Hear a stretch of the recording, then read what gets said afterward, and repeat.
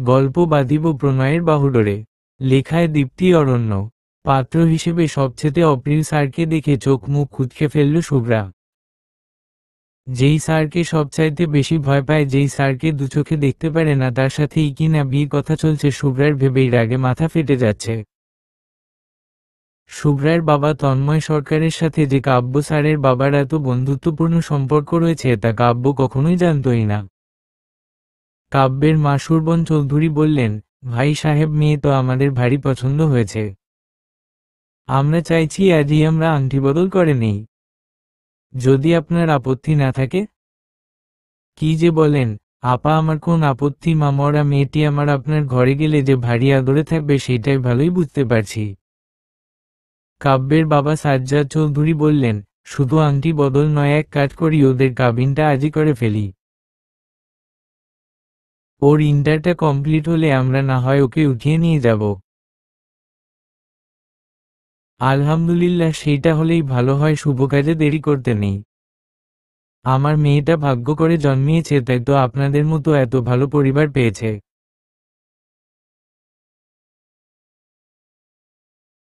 সারাটা সময় শুভ্রা কাঠের পুতুলের মতো বসে রইল।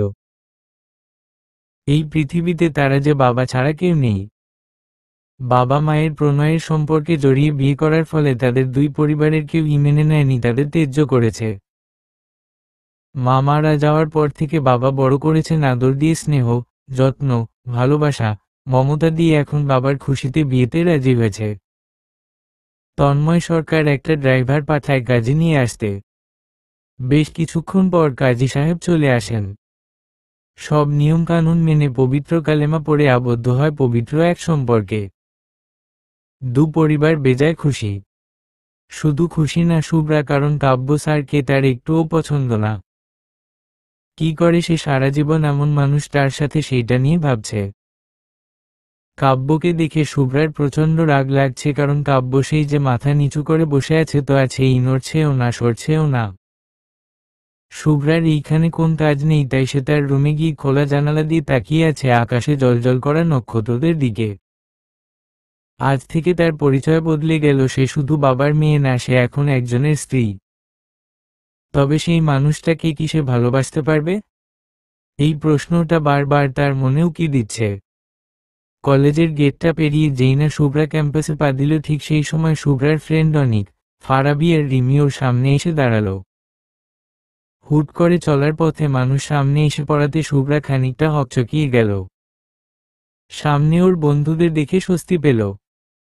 ওদের দিকে রাগী দৃষ্টিতে তাকিয়ে বলল, তোরাও না যদি আমার হার্ট অ্যাটাক হয়ে যেত তখন কি করতাম? রিমি বলল, আচ্ছা সরি, আসলে তোকে দেখে অনেক ডেকেছিলাম কিন্তু শুনিস নাই, তাই এমন হুট করে সামনে চলে আসলাম। আয় ক্যান্টিনে গিয়ে বসি। হুম চল, আমার প্রচণ্ড খিদে পেয়েছে, বাসা থেকে খেয়ে আসিনি, এখন খাবো। তাহলে চল। বন্ধুরা মিলে ক্যান্টিনে গেল। ওরা খাবার অর্ডার দিল। শুভ্রা কিছুক্ষণ চুপ করে বসে রইল, তারপর বলল, কাল আমার বিয়ে হয়ে গেছে। এই কথাটা শুনে অনিক, ফারাবির, রিমির চোখ বড় বড় করে ফেলল, তারপর তিনজন একসাথে চিৎকার করে বলে উঠল, কি? উফ, এত জোরে চিৎকার করছিস কেন? তোরা তো জানিসই বাবা আমার জন্য পাত্র দেখছিল। কাল দেখতে এসে একেবারে কাবিন করে রেখেছে, ইন্টারটা শেষ হলে আমাকে উঠিয়ে নিয়ে যাবে। অনিক বলল, মিষ্টি খাওয়া। ফারাবি বলল, চুপ বেটা, কিসের মিষ্টি ভোজ হবে? রিমি বলল, তোরা চুপ করবি, তোদের খাওয়া ছাড়া কি কোন কথা নাই? এই শুভ্রা, বলতো তুই কে, সেই ব্যক্তি দেখতে কেমন? শুভ্রা হতাশের সুরে বলল, চিনিস তোরা, সে হলো আমাদের সবচেয়ে অপ্রিয় টিচার কাব্য চৌধুরী। এই কথাটিতে ওদের মাথা বাজ পড়ল। তিনজনই বলল, দোস্ত তুই শেষ। এই হিটলারের সাথে সংসার করবি কি করে? জানি না রে, এই টেনশনে আমি পাগল হয়ে যাচ্ছি। শুধু বাবার জন্য রাজি হয়েছি, আর কিছুই না। রিমি বলল, বদ্দে বুইন, ভাগ্যে যা আছে তাই হবে। তুই লেখাপড়াতে মন দে। ওদের কথার মাঝে খাবার চলে এলো। সবজি, ভাজি আর পরোটা। ওরা খাচ্ছে। ঠিক সেই সময়ে কাব্য চৌধুরী তার বাইক নিয়ে কলেজের ভিতরে প্রবেশ করে। সব মেয়েরা হাঁ করে তাকিয়ে আছে। রিমি শুভ্রাকে বলল, দোস্তর জামাই আইছে। শুভ্রা রিমি মাথায় গাঁটটা মেরে বলল, চুপচাপ খাওয়াতে মন দে ফাজিল। কাব্য আর কিছু কলিগ মিলে ওনারও ক্যান্টিনে গেল। কাব্যের সাথে চোখাচোখি হলো শুভ্রার। শুভ্রার সাথে চোখ নামিয়ে ফেলে। শুভ্রাদের খাওয়া শেষ। ফারাবি গেল বিল দিতে। এইদিক অনিক আর রিমি ঠোঁট চেপে মিটমিট করে হাসছে। শুভ্রা কিছুক্ষণ পর পর ওদের দিকে চোখ পাকিয়ে তাকাচ্ছে। ফারাবি এসে চেয়ার টেনে বসে বলল, হইছে তোদের, ওকে খেপানো বন্ধ কর। শুভ্রা দিকে বারবার তাকাচ্ছে কাব্য। হঠাৎই পিছনে বসা দুইটি ছেলেদের কথা শুনে ফেলল। ওরা বলাবলি করছে যে সাদা ড্রেস পরা মেয়েটিকে দেখেছিস, কি হটো দেখতে। গলার তিলটা খুব জোশ। ইচ্ছে তো করছে উফ। এইরকম একটা বাজে কমেন্ট শুনে মুহূর্তে রেগে গেল কাব্য। রাগে হাত মুষ্টিবদ্ধ করে নিল। শুভ্রা রিমিকে বলল, দোস্ত তোরা থাক, আমি একটু ওয়াশরুম থেকে আসছি বলে চলে গেল। ওয়াশরুম থেকে ফ্রেশ হয়ে আসতেই হুট করে হাত টেনে কেবিনের ভিতর নিয়ে গিয়ে দরজাটা লক করে দিয়ে শুভ্রাকে দেয়ালের সাথে চেপে ধরল কাব্য। শুভ্রা ভয় চোখ বন্ধ করে নিল। লুক অ্যাট মি মিসেস কাব্য চৌধুরী। শুভ্রা জামার দুই সাইড মোট করে চোখ মুখ খিচে আছে। শুভ্রা, একদম আমাকে রাগাতে বাধ্য করবি না। খুল চোখ। ভয় ভয় চোখে তাকালো কাব্যের চোখে। অসম্ভব লাল হয়ে আছে। দেয়াল থেকে এক হাত নামিয়ে শুভ্রার গাল দুটো চেপে ধরে বলল, কলেজে পড়তে আছিস না ফ্যাশন করতে? এই তোর কলেজ ড্রেস কই? এই তোর ড্রেসের এই অবস্থা কেন হে? ওড়নাটা ঠিক মতো পিন আপ কেন করিস নেই? এই ফিটিং জামা, গলার নিচে তিল দেখিয়ে ছেলেদের সিডিউস করছিস। থাপ্পড় চিনিস, থাপ্পড় দিয়ে দাঁত কপাটি খুলে ফেলব। শুভ্রা ফুপিয়ে কেঁদে উঠল। এই চুপ, একদম কাঁদবি না। একটা কথা কান খুলে শুনে রাখো, এত কিছু বলি নাই কারণ অধিকার ছিল না, এখন অধিকার আছে। আর আমার সম্পদের দিকে কেউ তাকাক আমার পছন্দ না। ভুলে যাবি না তুই একজন বিবাহিতা স্ত্রী। এখন থেকে কলেজ ড্রেস, মাথায় হিজাব বেঁধে তারপর আসবি, নয়তো তোর খবর আছে। শুভ্রা ঠোঁট উল্টিয়ে কাঁদতে নিলে কাব্য এক সেকেন্ড দেরি না করে কাব্যের ওষ্ঠ যুগল মিলিয়ে দিল চোখের পলকে। শুভ্রা তো মুহূর্তে ফ্রিজ হয়ে গেল। ও কি প্রতিক্রিয়া দিবে সেইটা ভুলে গেল। কিছুক্ষণ পর কাব্য ঠোঁটা ছেড়ে দিল। কাব্য শুভ্রার দিকে তাকিয়ে বলল, এমন বড় বড় চোখ করে তাকার কিছু নেই। আমরা স্বামী স্ত্রী, আমাদের মাঝে কত কিছু হবে। আর এইটা তো সামান্য মৃদু স্পর্শ। নিজেকে প্রিপেয়ার করো আমার অতি মিষ্টি বউ। বাই দাও, এ তোমার ঠোঁটের টেস্টটা কিন্তু অমৃত। যাও এখন। এইখানে দাঁড়িয়ে থাকলে আরো কিছু অঘটন ঘটবে। শুভ্রা আর দেরি না করে কেবিনের দরজাটা খুলে দৌড়ে বের হয়ে ক্যান্টিনে গিয়ে ওর ফ্রেন্ডদের কাছ থেকে বিদায় নিয়ে বাসার দিকে রওনা দেয়। হঠাৎ ঘুমের মধ্যে মনে হলো শুভ্রাকে সাপের মতো কেউ জড়িয়ে আছে। ঘুম ঘুম চোখে কাব্যকে দেখে শুভ্রা জোরে চিৎকার করতে নিলেই কাব্য শুভ্রার মুখটা চেপে ধরে বলে, এই মেয়ে চিৎকার করে পাড়া প্রতিবেশী জাগাতে চাইছো কেন? শুভ্র আমতা আমতা করে বলে, স্যার আপনি এইখানে কখন আসলেন? ওমা, এইটা কেমন কথা? আমার বউ আমার শ্বশুর বাড়ি, আমি যখন খুশি তখন আসবো, তাতে তোমার কি? বাবা, উহুস আমার শ্বশুর মশাই পারমিশন দিয়েছে এবং কি কাল আমার সাথে যাবে আমার বাড়িতে। কিন্তু কেন? ও মা বাসর করতে। শুভ্রা ছোট ছোট চোখ করে বলে, অসম্ভব, আমি যাব না, আর এই রুমেও এখন থাকবো না, আলাদা রুমে যাব। এই রুমের বাহিরে পাটা দিয়ে দেখো, ঢেং কেটে লুলা বানিয়ে কোলে বসে আদর করব। এমা ছি, আপনি না একজন স্যার আর আমার সাথে এই ভাষায় কথা বলছেন, আপনার লজ্জা করে না? ওমা, লজ্জা করবে কেন বেবি? লিসেন টু মি, ছেলেদের লজ্জা থাকতে নেই, ছেলেদের লজ্জা থাকলে ভবিষ্যৎ প্রজন্ম আসবে না। আর বউয়ের কাছে লজ্জা কিসের? যারা লজ্জা পায় বউদের, তারা কাপুরুষ আর আমি বীর পুরুষ। আমি কিন্তু বাবাকে ডাক দিব। দেও না করলো কে? তোমার বাবা থাকলে তো আসবে, উনি অফিসের কাজে বিদেশে গেছেন কিছুদিনের জন্য, কবে আসবে বলে যায়নি, তবে বলেছে 4 থেকে 5 মাস লাগবেই।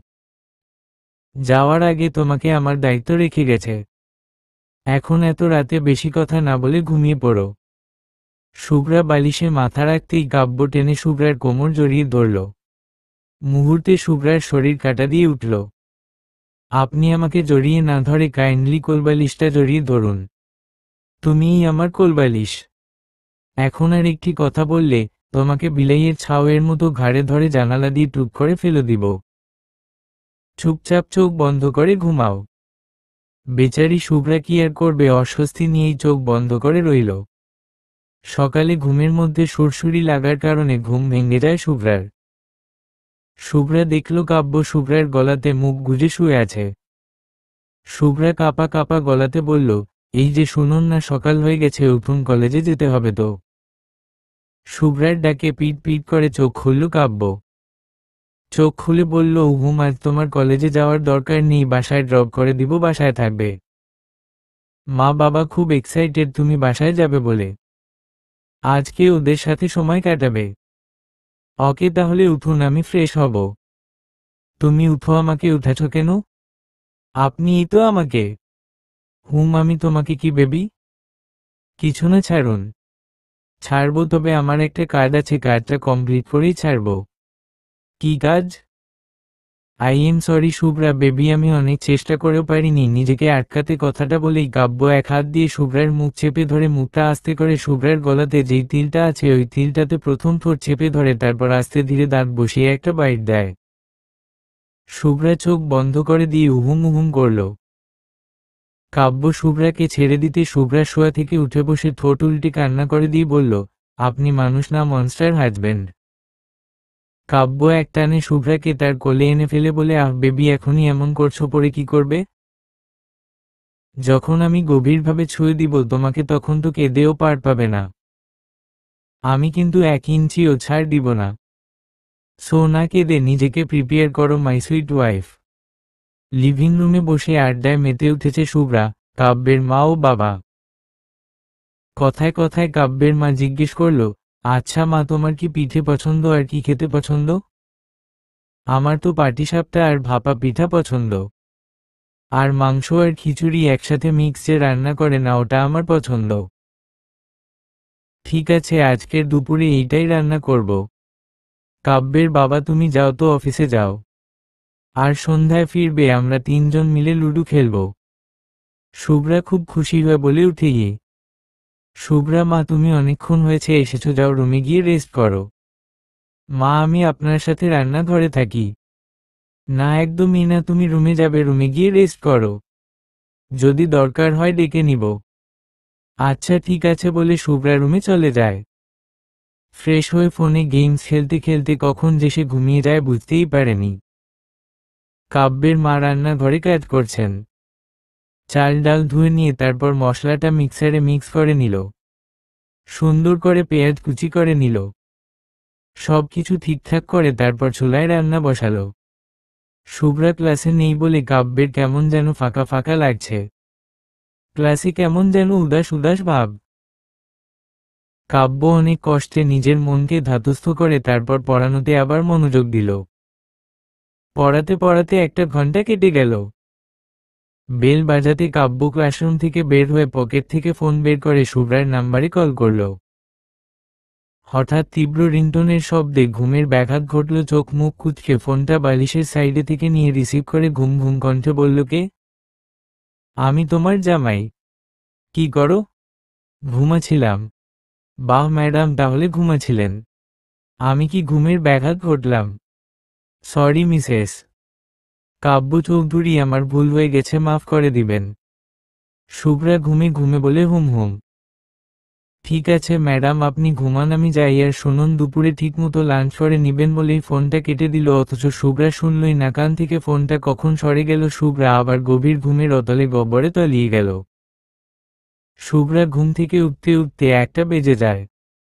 রুম থেকে বের হয়ে কিচেন রুমে গিয়ে দেখে কাব্যের মা নেই, তাই কাজের মেয়েটিকে বলল, খালামা কোথায়? ও হাফাতো রাইন্ধা শেষ কইরা গোসল করতে গেল। ওহ আচ্ছা। শুভ্রা সোফাতে বসে টিভি দেখছিল, সেই সময় কাব্যের মা রুমে থেকে এসে বলল, শুভ্রা মা, এসো আমরা খেয়ে নেই। শুভ্রা গিয়ে চেয়ার টেনে বসল। শুভ্রার পাশেই কাব্যের মা বসল, তারপর ওরা খাওয়া দাওয়া করে। মুভি দেখতে বসল। রাত 10টা বেজে যাচ্ছে, শুভ্রা এখনো ঘরে আসছে না বলে কাব্য রুমে পাচারি করছে। অবশেষে না পেরে কাব্য গেল তার মা বাবার রুমে গিয়ে দেখে শুভ্রা গল্পের মশগুল। কাব্য একটু কেশে তার উপস্থিত বুঝালো।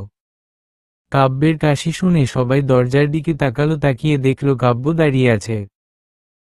কাব্য রুমে ঢুকে বলল, কি করো তোমরা? রাত কয়টা বাজে? দেখেছ 10টা বাজে। যাও ঘুমিয়ে পড়ো। কাব্যের বাবা বলল, তা তোমার সমস্যা কি? তুমি গিয়ে ঘুমিয়ে পড়ো। ঘুমাবো কি করে? আমার বউ নামক বিলাইয়ের বাচ্চাটাকে তো তোমাদের কাছে রেখে দিচ্ছ, এখন আমার বিলাইয়ের মতো নরম তুলতুলে বাচ্চা বউটাকে ছাড়ো। কাব্যের এমন কথায় ওর বাবা মার চোখ বড় বড় হয়ে গেল, আর বেচারি শুভ্রা লজ্জায় রাঙা হলো। কাব্যের বাবা একটু কেশে বলল, শুভ্রা আমাদের সাথেই থাকবে, তুমি বরং ঘুমিয়ে পড়ো। কাব্য বলল, তৌবা তৌবা, আস্তাগফিরুল্লাহ, বউ থাকতে কেন ঘুমাবো? বউ ছাড়া একা ঘুম আসবে না। কাব্যের বাবা ফের বললেন, তা এতদিন তো বউ ছাড়া ঘুমাইছ, আজ পারবে না? বউ দিয়ে কি কাজ? যাও ঘুমাতে যাও। ছি ছি বাবা, এইটা তুমি কি বললে? এতদিন না হয় বউ ছিল না তাই একা ছিলাম, কিন্তু এখন তো বউ আছে তাই আমার বিলাইয়ের বাচ্চা মতো নরম তুলতুলে বউকে নিয়ে ঘুমিয়ে যাব। আর বউকে কি কাজে লাগবে মানে? প্রতিদিন মাকে তোমার যেই কাজে লাগে আমার বউকেও সেই কাজে লাগবে। শুভ্রা তো পারে না, লজ্জায় মাটিতে মিশে যায়। ইস কি একটা অবস্থা! কাব্যের বাবা বলল, আমার ভুল হইছে বাপ, তুই যা তোর বউটারে নিয়ে যায়। কাব্য শুভ্রার হাতটা টেনে কাব্যের কাছে এনে তারপর পাজাকলে করে নিয়ে যাচ্ছে। আর যেতে তার বাবার দিকে তাকিয়ে ডেভিল মার্কা হাসি দিয়ে গুড নাইট বলে চলে যাচ্ছে। ওর ভাবটা এমন যেন বিশ্ব জয় করে ফেলেছে। শুভ্রাকে রুমে এনে বিছানায় বসিয়ে দিয়ে নিজেও বসে বলল, তোমার 10টা পাত্রা, একটা মাত্র বর। কোথায় কাজ করে এসেছি খোঁজখবর নিবা, আমার আশেপাশে ঘুর ঘুর করবা, তবেই না বুঝবো আমার ঘরে বউ আছে। বউ বউ ফিলিংস হবে, তা না করে মা বাবার রুমে গিয়ে বসে আছো। এখন এক কাজ করো, যাও ওয়াশরুমে গিয়ে অজু করে এসো, আমি জায়নামাজটা বিছিয়ে নেই। শুভ্রা কাব্যের দিকে তাকিয়ে বলল, কিসের নামাজ এখনো? এমা মুসলমান হয়েছ আর এইটা জানো না 2 রাকাত নফল নামাজ পড়ে নিব? যাও এখন, গো ফাস্ট। শুভ্রা বসা থেকে উঠে ওয়াশরুমে গেল, ততক্ষণে কাব্য জায়নামাজ বিছিয়ে নিল। শুভ্রা আসতে কাব্যও গেল ওয়াশরুমে অজু করতে। অবশেষে অজু করে এসে দুইজন নামাজে দাঁড়ালো। নামাজ শেষ করে কাব্য জায়নামাজটা গুছিয়ে নিয়ে বিছানায় বসল। শুভ্রাকে ডেকে বসিয়ে শুভ্রার কোলে মাথা রেখে বলল, একটু টিপে দেও তো। শুভ্রা তার হাত দিয়ে মাথা টিপে দিচ্ছে। শুভ্রার নরম হাতের স্পর্শে কাব্যের শরীরে যেন কারেন্ট খেয়ে গেল। কাব্য চোখ বন্ধ করে লম্বা একটা শ্বাস নিয়ে বলল, তোমাকে কিছু কথা বলবো, মন দিয়ে শুনবা? শুভ্রা ছোট করে বলল, হুম। জানো শুভ্রা, আমার জীবনে তোমার আগমনটা ছিল শীতের আকাশের ঘন কুয়াশার মতো। প্রথম দেখায় থমকে গিয়েছিল হৃদস্পন্দ। শিশির যেমন আকাশ থেকে বৃষ্টি ন্যায় পতিত হয়ে সবুজ অরণ্যকে ভিজিয়ে দিয়ে তার লাবণ্য আরও তুলে ধরে। আমিও ঠিক তেমনই তোমার ভালোবাসার শিশিরের মতো করে ভিজে দিয়েছে আমার মনকে। ধীরে ধীরে আমি তোমাতে আসক্তি হচ্ছি। শুভ্রা, তুমি কি জানো এই কাব্য তোমার প্রেমে উন্মাদ হয়ে যাচ্ছে? তুমি কি জানো শুভ্রা, তোমাকে বাঁধিব প্রণয়ের বাহুডোরে। তুমি কি আরো জানো শুভ্রা, স্বামী স্ত্রী সম্পর্কটা আল্লাহর দেওয়া এক বিশেষ রহমত। স্বামী যদি স্ত্রীর দিকে তাকিয়ে মুচকি হাসে তখন আল্লাহ খুব খুশি হয় এবং তার জন্য নেকি লিখে রাখেন। জানো শুভ্রা, তুমি আমার হৃদয়ের রানী। আমি চাই আমাদের সম্পর্কটা এগিয়ে নিয়ে যেতে, আমি চাই আমাদের সম্পর্ক পূর্ণতা পাক। আমরা যত কাছে আসবো তত একের অপরের প্রতি টান বাড়বে আর কোন ফিল করব। আজ মিলন হোক কাব্যের আর শুভ্রার। 2 আত্মা 2 দেহ মিলেমিশে হোক একাকার। তুমি কি বলো? শুভ্রা চুপচাপ ছিল, কোন কথা বলছে না। কাব্য শোয়া থেকে উঠে শুভ্রার থুতনিটা ধরে উঠিয়ে বলল, নীরবতাই কিন্তু সম্মতির লক্ষণ। কাব্য শুভ্রার কপালে আলতো করে ঠোঁট ছুঁয়ে দিল।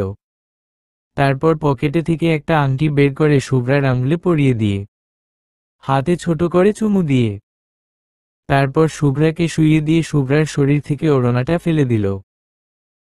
শুভ্রার উপর কাব্য তার ভরটা ছেড়ে দিয়ে ওর ঠোঁটে ঠোঁট ডুবাল। কাব্য মেতে উঠল শুভ্রাতে। কাব্য আর শুভ্রা ভালোবাসার এক অন্য জগতে হারিয়ে গেল। কাব্য কলেজ যাওয়ার জন্য রেডি হচ্ছে, আর আয়না দিয়ে দেখছে শুভ্রা তাকিয়ে আছে। কাব্য শুভ্রার কাছে এসে বলল, তুমি ঠিক আছো? হুম। ব্যথা কমেছে? হুম, রাতে যখন আপনি মেডিসিন দিয়েছিলেন তখন কমেছে। ওহ আচ্ছা বলে কাব্য শুভ্রার উপর আছোয়া হয়ে ওর ঠোঁটে নিজের ঠোঁট বসিয়ে দিল। বেশ কিছুক্ষণ পর ছেড়ে দিল। তারপর শুভ্রাকে বলল, তোমার ঠোঁটের উষ্ণতা আমার ঠোঁটে তৃপ্তি। তোমার একটুখানি ছোঁয়া আমার বিষাদগুলো দূর করে। আমার সারাদিনের এনার্জি নিয়ে যাচ্ছি। তুমি সাবধানে থাকবে। আর কিছু লাগলে ফোন করো। আমি মাকে বলে দিয়েছি তোমার শরীরটা ভালো নেই, উপরেই খাবে। কিন্তু মা, ট্রাস্ট মি শুভ্রা, মা কিছু মনে করবে না। আমার মায়ের মতো মা পৃথিবীতে আর একটাও হয় না। তোমাকে আগলে রাখবে সব সময়। আর আপনি? আমৃত্যু তোমার সাথে থাকব। এখন আসছি বলে কপালে আলতো করে ঠোঁট ছুঁয়ে দিয়ে বের হয়ে গেল। কাব্য যেতেই শুভ্রা আস্তে ধীরে বিছানা থেকে নেমে আলমারি থেকে জামা কাপড় নিয়ে ফ্রেশ হতে গেল। ফ্রেশ হয়ে এসে দেখল কাব্যের মা বসে আছে। শুভ্রা মিষ্টি করে হেসে সালাম দিল। তিনি হেসে সালামের উড় দিয়ে বলল, শুনলাম শরীর নাকি ভালো না?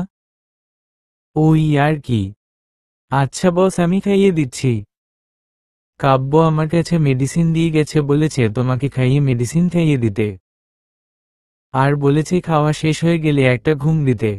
কিন্তু মা? কোন কিন্তু না?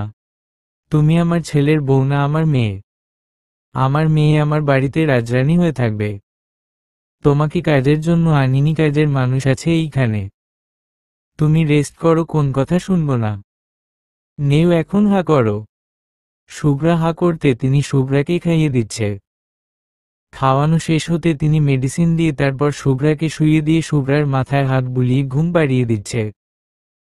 ছোট থেকে বাবার আদরে বড় হওয়া শুভ্রা মায়ের আদর কি জিনিস জানত না।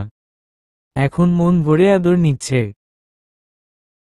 শান্তিতে চোখ বন্ধ করে দিয়ে মায়ের মমতা মাখা হাতের আদর খাচ্ছে শুভ্রা।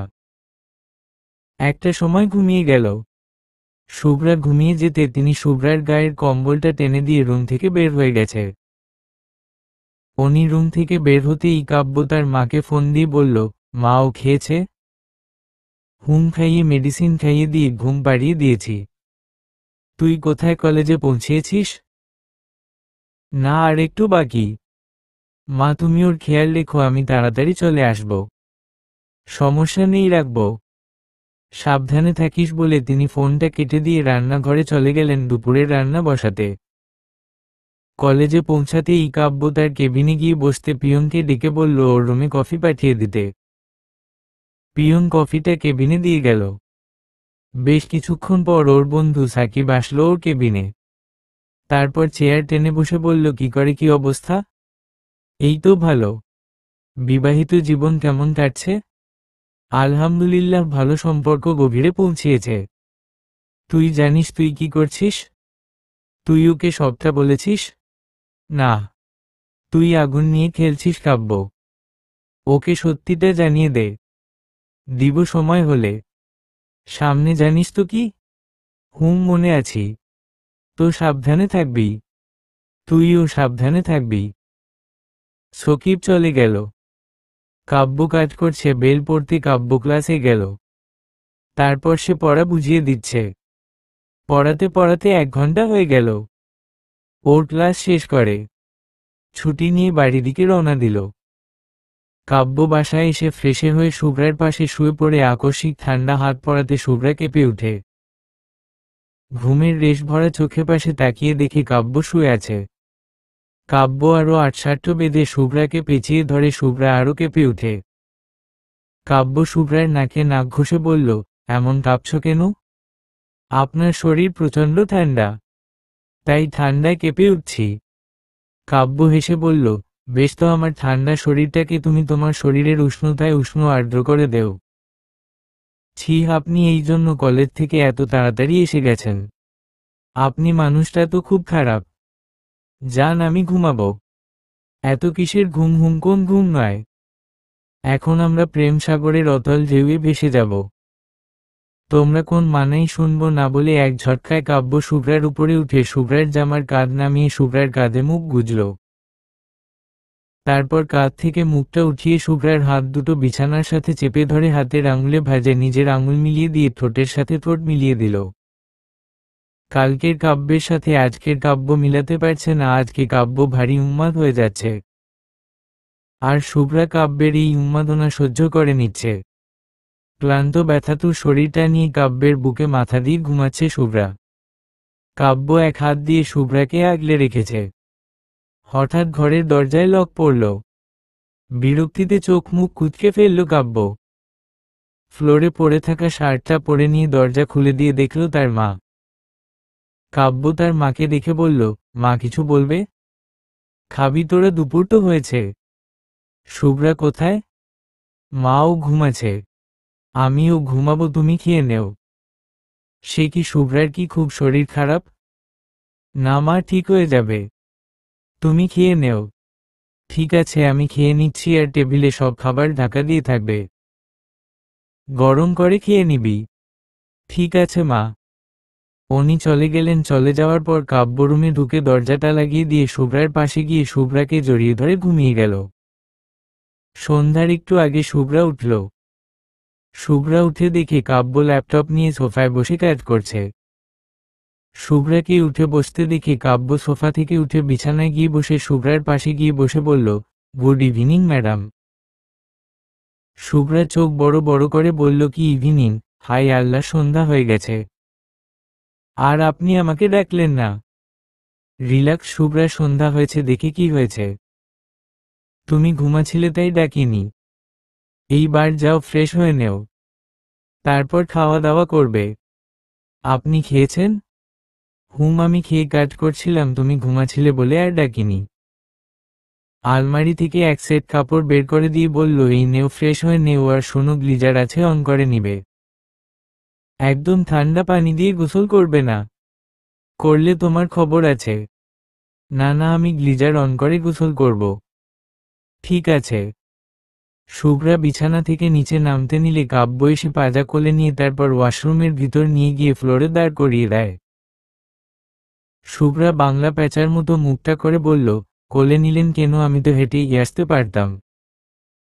আমি জানি তুমি পারতে, কিন্তু আমি চাইনি আমার বিলাইয়ের বাচ্চার মতো নরম তুলতুলে বউটা হেঁটে আসুক, তাই আমি কোলে করে নিয়ে আসলাম। নেও, ফ্রেশ হয়ে নেও, না হলে আমি কিন্তু আপনাকে ফ্রেশ করিয়ে দিব। কি ম্যাডাম, দিব নাকি করিয়ে? ছি, একদম না, আমি নিজে থেকেই করে নিব। আপনি যান। কাব্য ঠোঁট কামড়ে হেসে দরজাটা ভিড়িয়ে দিয়ে সোফায় গিয়ে বসল। ঘণ্টাখানিক বাদ শুভ্রা ফ্রেশ হয়ে বের হতেই দেখল কাব্য খাবার নিয়ে বসে আছে।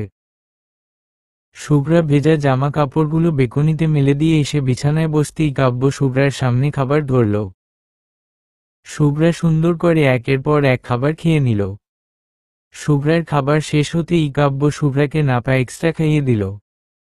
তারপর কাব্য প্লেটগুলো কিচেনে রেখে এসে কাব্য রুমে এসে দরজাটা নক করে দিয়ে বলল, শুভ্রা, তোমার জন্য একটা গিফট নিয়ে এসেছি। কি গিফট? দাঁড়াও 1 মিনিট বলে কাব্য তার আলমারিটা খুলে একটা বক্স বের করে আবার আলমারিটা বন্ধ করে দিয়ে শুভ্রার সামনে হাঁটু গেড়ে বসে বক্সটা খুলে একটা চেইন বের করল। চেইনে একটা লকেট, আর লকেটটা স্টারের মতো, আর মাঝখানে নীল পাথর। শুভ্রা বলে উঠল, ওয়াও, অনেক সুন্দর তো। তাই তো তোমার জন্য আনা। এইটা শুধু তোমার জন্যই তৈরি হয়েছে এই ধরনীতে। আসো পরিয়ে দেই বলে শুভ্রার গলাতে পরিয়ে দিয়ে শুভ্রার গলাতে অনেকক্ষণ ঠোঁট চেপে ধরল।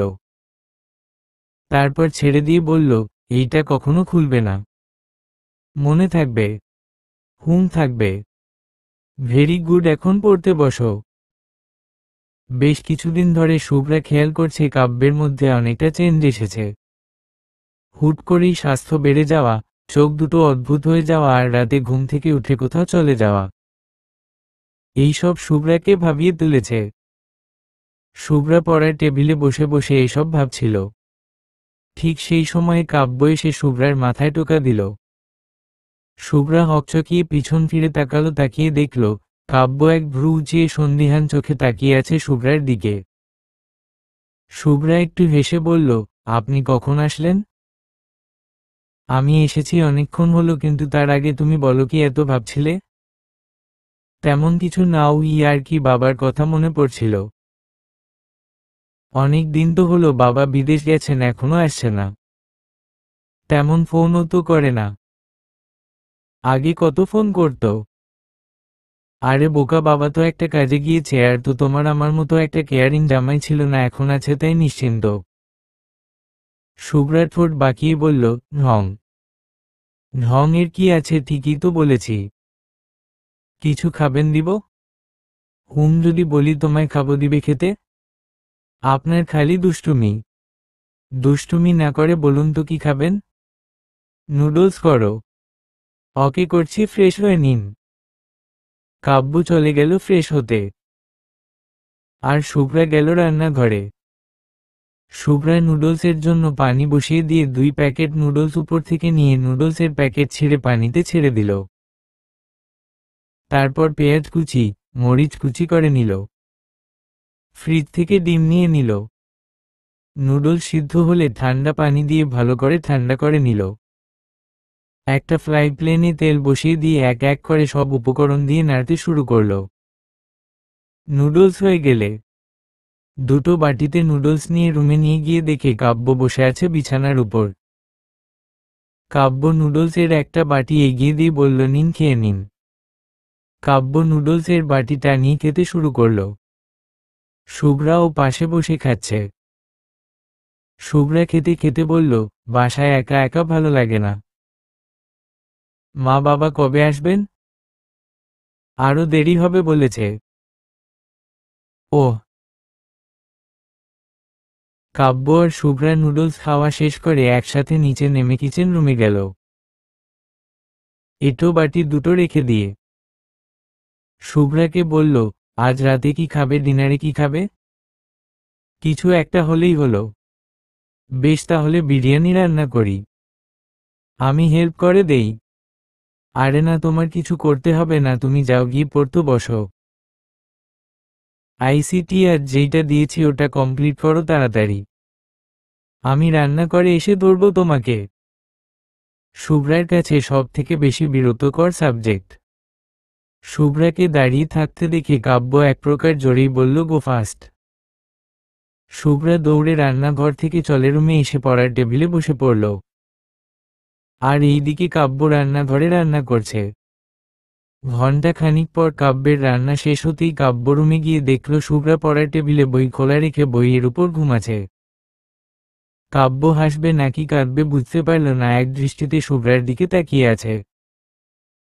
তারপর শুভ্রার কাছে গিয়ে হাঁটু গেড়ে বসে বলল, তোমাতে শুরু, তোমাতেই শেষ। বসা থেকে উঠে দাঁড়িয়ে ডাক দিল, এই শুভ্রা, উঠো, রাত হয়েছে তো, খেয়ে ঘুমাবে, নয়তো শরীর খারাপ করবে, কই উঠো। কাব্যের ডাকে শুভ্রা একটু নড়েচড়ে উঠে পিট পিট করে তাকালো। কাব্য বলল, যাক ম্যাডাম, তাহলে উঠেছেন, আমি তো ভাবলাম আপনি বোধহয় উঠবেনই না। কি হয়েছে? কিছু না, চলো, খাবার হয়েছে, খেয়ে নিবে। আপনি যান, আমি ফ্রেশ হয়ে আসছি। আচ্ছা, তাড়াতাড়ি এসো। হুম। কাব্য নিচে চলে গেল। আর শুভ্রা ফ্রেশ হতে। কাব্য আর শুভ্রা একসাথে বসে খাচ্ছে। শুভ্রা খাওয়ার বদলে ঝিমুছে। এইটা দেখে কাব্য বলল, শুভ্রা, তুমি বড্ড ফাঁকিবাজ। না ঝিমিয়ে খেয়ে ঘুমাও, যাও। শুভ্রা অল্প একটু খেয়ে বললে, আর ভালো লাগছে না, আমি ঘুমাবো। কাব্য চোখ রাঙিয়ে বলল, চুপচাপ বসো, আমি খাইয়ে দিচ্ছি। কাব্য শুভ্রাকে খাইয়ে দিচ্ছে আর শুভ্রা ঘুমিয়ে ঘুমিয়ে খাচ্ছে। খাওয়া শেষ হতে হাতটা ধুয়ে শুভ্রাকে কোলে তুলে নিয়ে রুমে গিয়ে বিছানায় শুয়ে দিল। তারপর নিচে নেমে সবকিছু গুছিয়ে আবার রুমে গিয়ে শুভ্রার পাশে শুয়ে পড়ল। একদম শুভ্রাকে জড়িয়ে ধরে ঘুমিয়ে গেল। কলেজের জন্য রেডি হচ্ছে 2 জন। কাব্য শুভ্রার দিকে তাকিয়ে বলল, কলেজে একা একা যেতে চাইছো, যাও, বাধা দিব না, তবে সাবধানে যাবে আর সাবধানে থাকবে। কোন ছেলের সাথে তেমন কথা বলার দরকার নেই। আর শোনো, সব দলের সাথে থাকবা, আমি যেন না দেখি তোমাকে একা একা এদিকে সেই দিকে না যেতে, যদি দেখি তাহলে খবর আছে। মনে থাকবে। থাকবে। আমি কোন 5 বছরের বাচ্চা না, এত চিন্তা করতে হবে। কাব্য একটু ম্লান হেসে বলল, তুমি 5 বছরের বাচ্চা চাইতেন কম না। শুভ্রা মুখ বাঁকালো। কাব্য শুভ্রার কপালে আলতো করে ঠোঁট ছোঁয়ালো। শুভ্রা একটু হেসে বলল, সাবধানে গাড়ি চালাবেন। যথা আজ্ঞা মহারানী। শুভ্রা কাব্যের থেকে বিদায় নিয়ে বের হয়ে গেল। কাব্য ও কাজের মহিলাকে সবটা বুঝিয়ে দিয়ে রুম থেকে বের হয়ে গেল। শুভ্রা একটা রিকশা নিয়ে উঠে পড়ল। কাব্য গাড়িতে উঠে পড়ল। কলেজ ক্যাম্পাসে বসে আড্ডায় মেতে উঠেছে শুভ্রা। আর দূর থেকে বাজ পাখির মতো নজর রাখছে কাব্য। কাব্যের পাশে সাকিব এসে দাঁড়ালো। কাব্য এক পলক সাকিবের দিকে তাকিয়ে আবার শুভ্রার দিকে নজর দিল। সাকিব বলল, দোষ, আজ তোর বাড়ির বাহিরে না হলেই পারতিস। বিপদ কখন কোথায় পেতে আছে কেউ জানে না। চিন্তা করিস না, কিছুই হবে না। তোর কথা চিন্তা না করিস, শুভ্রার কথা তো চিন্তা করতে পারতিস। আমার শেষ রক্তবিন্দু দিয়ে হলে ওকে আগলে রাখব। আশি, কাব্য চৌধুরী, যতদিন বেঁচে থাকবো ততদিন আমি আগলে রাখবো, যদি আমি নাও থাকি আমার আত্মাটা ওর আশেপাশে থাকবে। তাও একটু সাবধানে থাকিস। তুইও। শুভ্রা, অনিক, ফারাবি, রিমি একটা বিষয় নিয়ে হাসছিল, ঠিক সময় একটা ছেলে আসলো। শুভ্রার সামনে দাঁড়িয়ে বলল, প্রিন্সিপাল স্যারের রুমটা কোন দিকে? শুভ্রা ছেলেটিকে দেখিয়ে দেয়। ছেলেটা হেসে বলল, থ্যাঙ্কস মিস, আপনি আমার উপকার করলেন, আমি আপনাকে একটা গিফট দিলাম, এই নিন, এই ব্ল্যাক রোজটা আপনার জন্য। শুভ্রার ফুল খুব পছন্দ, তাই শুভ্রা হেসে ফুলটা নিল। ছেলেটি চলে গেল। শুভ্রা ফুলটার ঘ্রাণ শুকলো, ঘ্রাণটা কেমন যেন ঝাঝালো। এর এই মাঝে কলেজের বেল পড়ে গেল, সবাই ক্লাসরুমের উদ্দেশ্যে গেল। কাব্য ক্লাস করছে। কাব্য পড়াটা বুঝিয়ে দিচ্ছিল, যখন দেখল শুভ্রা অন্যমনস্ক তখন কাব্য ডেকে উঠে বলল, মিসেস চৌধুরী, পড়ায় মনোযোগ দিন। কাব্যের ডাকে সবাই শুভ্রার দিকে তাকল। শুভ্রা একটু ইতস্তত বোধ করে আবার মনোযোগ দিল। কিন্তু যেই কি সেই। কাব্য এইবার রেগে গিয়ে বলল, মিসেস শুভ্রা, বলুন তো এতক্ষণ কি পড়াছিলাম? শুভ্রা মাথা নিচু করে দাঁড়িয়ে আছে। কাব্যর আগে দাঁতগুলো কিরমির করতে করতে বলল, বাহিরে গিয়ে কান ধরে দাঁড়ান। অগত্য বাধ্য হয়ে শুভ্রা ক্লাসের বাহিরে দাঁড়িয়ে আছে। এক পর্যায়ে শুভ্রার মাথাটা ঘুরে যায় আর শুভ্রা পড়ে যায়। আকস্মিক কিছু পড়ার শব্দ পেয়ে সকলে বাহিরে যায়, বাহিরে গিয়ে দেখে শুভ্রা পড়ে আছে। আর ঠোঁট গলা কেমন কালো। অন্ধকার রুমে কাব্য বসে আছে। আর শুভ্রা শুয়ে আছে বিছানায় অচেতন অবস্থায়। কাব্য চোখ বন্ধ করে আসল রূপে আসলো সাদা কালারের বিশাল আকৃতির একটা সাপ, আর সেই সাপের পিঠের উপর দুটো বড় ডানা, চোখ দুটো গাঢ় নীল। কাব্য তার লম্বা জিহ্বা বের করে শুভ্রার ঠোঁটে লাগালো। শুভ্রার সব বিষ হরণ করছে কাব্য। অবশেষে হরণ করা শেষ হলে সে তার মানুষ রূপ ধারণ করে। আয়নার ভিতর দিয়ে ওদের রুমে প্রবেশ করে জেসিকা আর সাকিব। সাকিব কাব্যের কাছে এসে বলল, ঠিক আছিস তুই? কাব্য মাথা নেড়ে হা বলল। জেসিকা ওকে একটা ঔষধ দিয়ে বলল, এই আংটিটা পরে নে আর এই ঔষধটা শুভ্রাকে খাইয়ে দিস। আগামী অমাবস্যা আগে তুই বা শুভ্রা ঘর থেকে বের হবি না। তোর পাওয়ার কিন্তু কম। অমাবস্যার পর তোর পাওয়ারটা বাড়বে। সাকিব বলল, একটা কথা বুঝতে পারছি না, শুভ্রার সুরক্ষা বলয় নষ্ট হলো কি করে? খুব সিম্পল, অমাবস্যা পর্যন্ত ওদের শক্তি বেশি থাকবে। আর অমাবস্যা পর থেকে আমাদের। আর কাব্য, তুই কিন্তু আমাদের রাজ্যের রাজা। তোর পাওয়ার কম মানে আমাদের পাওয়ারও কম। আর ওদের নজর এখন শুভ্রার উপর। মুহূর্তে কাব্য রেগে হুঙ্কার দিয়ে বলল, আমি কাব্য চৌধুরী যতদিন বেঁচে থাকবো ততদিন শুভ্রার কোন ক্ষতি হতে দিব না। জেসিকা বলল, আমি তোর বাড়ির চারপাশে সুরক্ষার বলয় তৈরি করে দিয়েছি। জানি না কতটুকু কাজে আসবে। ওদের ব্ল্যাক ম্যাজিকটা কেটে গেলেই তোর সম্পূর্ণ শক্তি ফিরে পাবি। আর কেউ তোকে হারাতে পারবে না। সাকিব বলল, চল এখন আমরা যাই। আমাদের সময় হয়েছে যাওয়ার। কাব্য শুভ্রা কখন উঠবে? বিষের প্রভাব তো কেটে গেছে, উঠছে না কেন? ওর মস্তিষ্ক ক্লান্ত, তাই ঘুমের অতলে হারিয়ে গেছে, গভীর রাতে উঠবে। ওহ আচ্ছা। এই জেসিকা, তাড়াতাড়ি চল, আমরা চলে যাই। জেসিকা মাথা নাড়িয়ে হ্যাঁ বুঝিয়ে কাব্য থেকে বিদায় নিয়ে আয়নার ভিতরে ঢুকে চলে গেল। ওরা চলে যেতে কাব্য তপ্ত শ্বাস ফেলে শুভ্রার দিকে তাকালো। এই মুহূর্তে কাব্যের লম্বা একটা শাওয়ারের দরকার। কাব্য আলমারি থেকে জামা কাপড় নিয়ে শাওয়ারে ঢুকল। লম্বা একটা শাওয়ার নিয়ে এসে শুভ্রার পাশে শুয়ে পড়ল, শুভ্রাকে জাপটে ধরে। তারপর শুভ্রার কপালে ঠোঁট ছোঁয়ালো, শুভ্রার ঠোঁটে ঠোঁট ছোঁয়ালো। সারাদিনের ধকলে কাব্য ঘুমিয়ে পড়ল। মধ্যরাতে শুভ্রার ঘুম ভেঙে যায়, তারপর হাত মাথায় চেপে ধরে। মাথাটা যন্ত্রণা ছিঁড়ে যাচ্ছে। আস্তে ধরে উঠে যেতে টান লাগলো চুলে। মাথাটা একটু উঁচিয়ে দেখল কাব্যের শার্টের বোতামের সাথে চুলটা পেঁচিয়ে রয়েছে। শুভ্রা ধীরে হাতে চুলটা খুলতে নিলে কাব্য থপ করে চোখটা খোলে বলল, ছি বউ, আমার ঘুমানোর সুযোগ নিচ্ছিলে কেমন বউ, একটু দয়া মায়া হয় না তোমার? ছি, নিরীহ একটা ছেলের ইজ্জত লুটে নিচ্ছ। তাজ্জব বনে গেল। শুভ্রা বড় বড় চোখ করে তাকিয়ে রইল কাব্যের দিকে। শুভ্রা মুখ ভেঙ্গিয়ে বলল, খেয়ে দেই কাজ নেই আমার, আমি আপনার ইজ্জত লুটে নিব, বরং উল্টোটা হয়, আপনি প্রতিদিন লুটে নেন আমায়। আমি মরি, আমার ব্যথায় প্রচণ্ড মাথায় ব্যথা হচ্ছে, মনে হচ্ছে যন্ত্রণায় মাথা ফেটে মগজ বের হয়ে যাবে। কাব্য দ্রুত শুভ্রার চুলগুলো তাড়াতাড়ি ছুটিয়ে দিয়ে তার বেডসাইড টেবিলের ল্যাম্পটা জ্বালিয়ে দিয়ে টেবিল থেকে একটা তরল মেডিসিনটা বের করে দিয়ে বলল, এইটা খেয়ে নেও, ঠিক হয়ে যাবে। শুভ্রা কোন প্রশ্ন ছাড়াই খেয়ে নিয়ে চোখ মুখ কুঁচকে নিয়ে বলল, ও আর কি তেতো? এইটা তেতোই হবে। এখন শুয়ে পড়ো, আস্তে ধীরে শরীরে শক্তি পাবে। শুভ্রা চোখ বন্ধ করে শুয়ে পড়ল। কাব্য একটা বাটিতে তেল নিয়ে শুভ্রার চুলে মাখিয়ে দিচ্ছে। শুভ্রা আরামে চোখ বন্ধ করে আছে।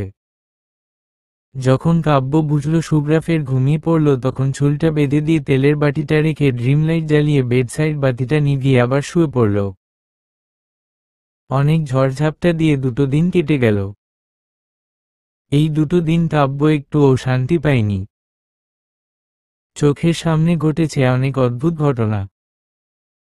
এই 2 দিন যেমন কাব্যের কাছে একটা ভয়ঙ্কর চ্যালেঞ্জ ছিল।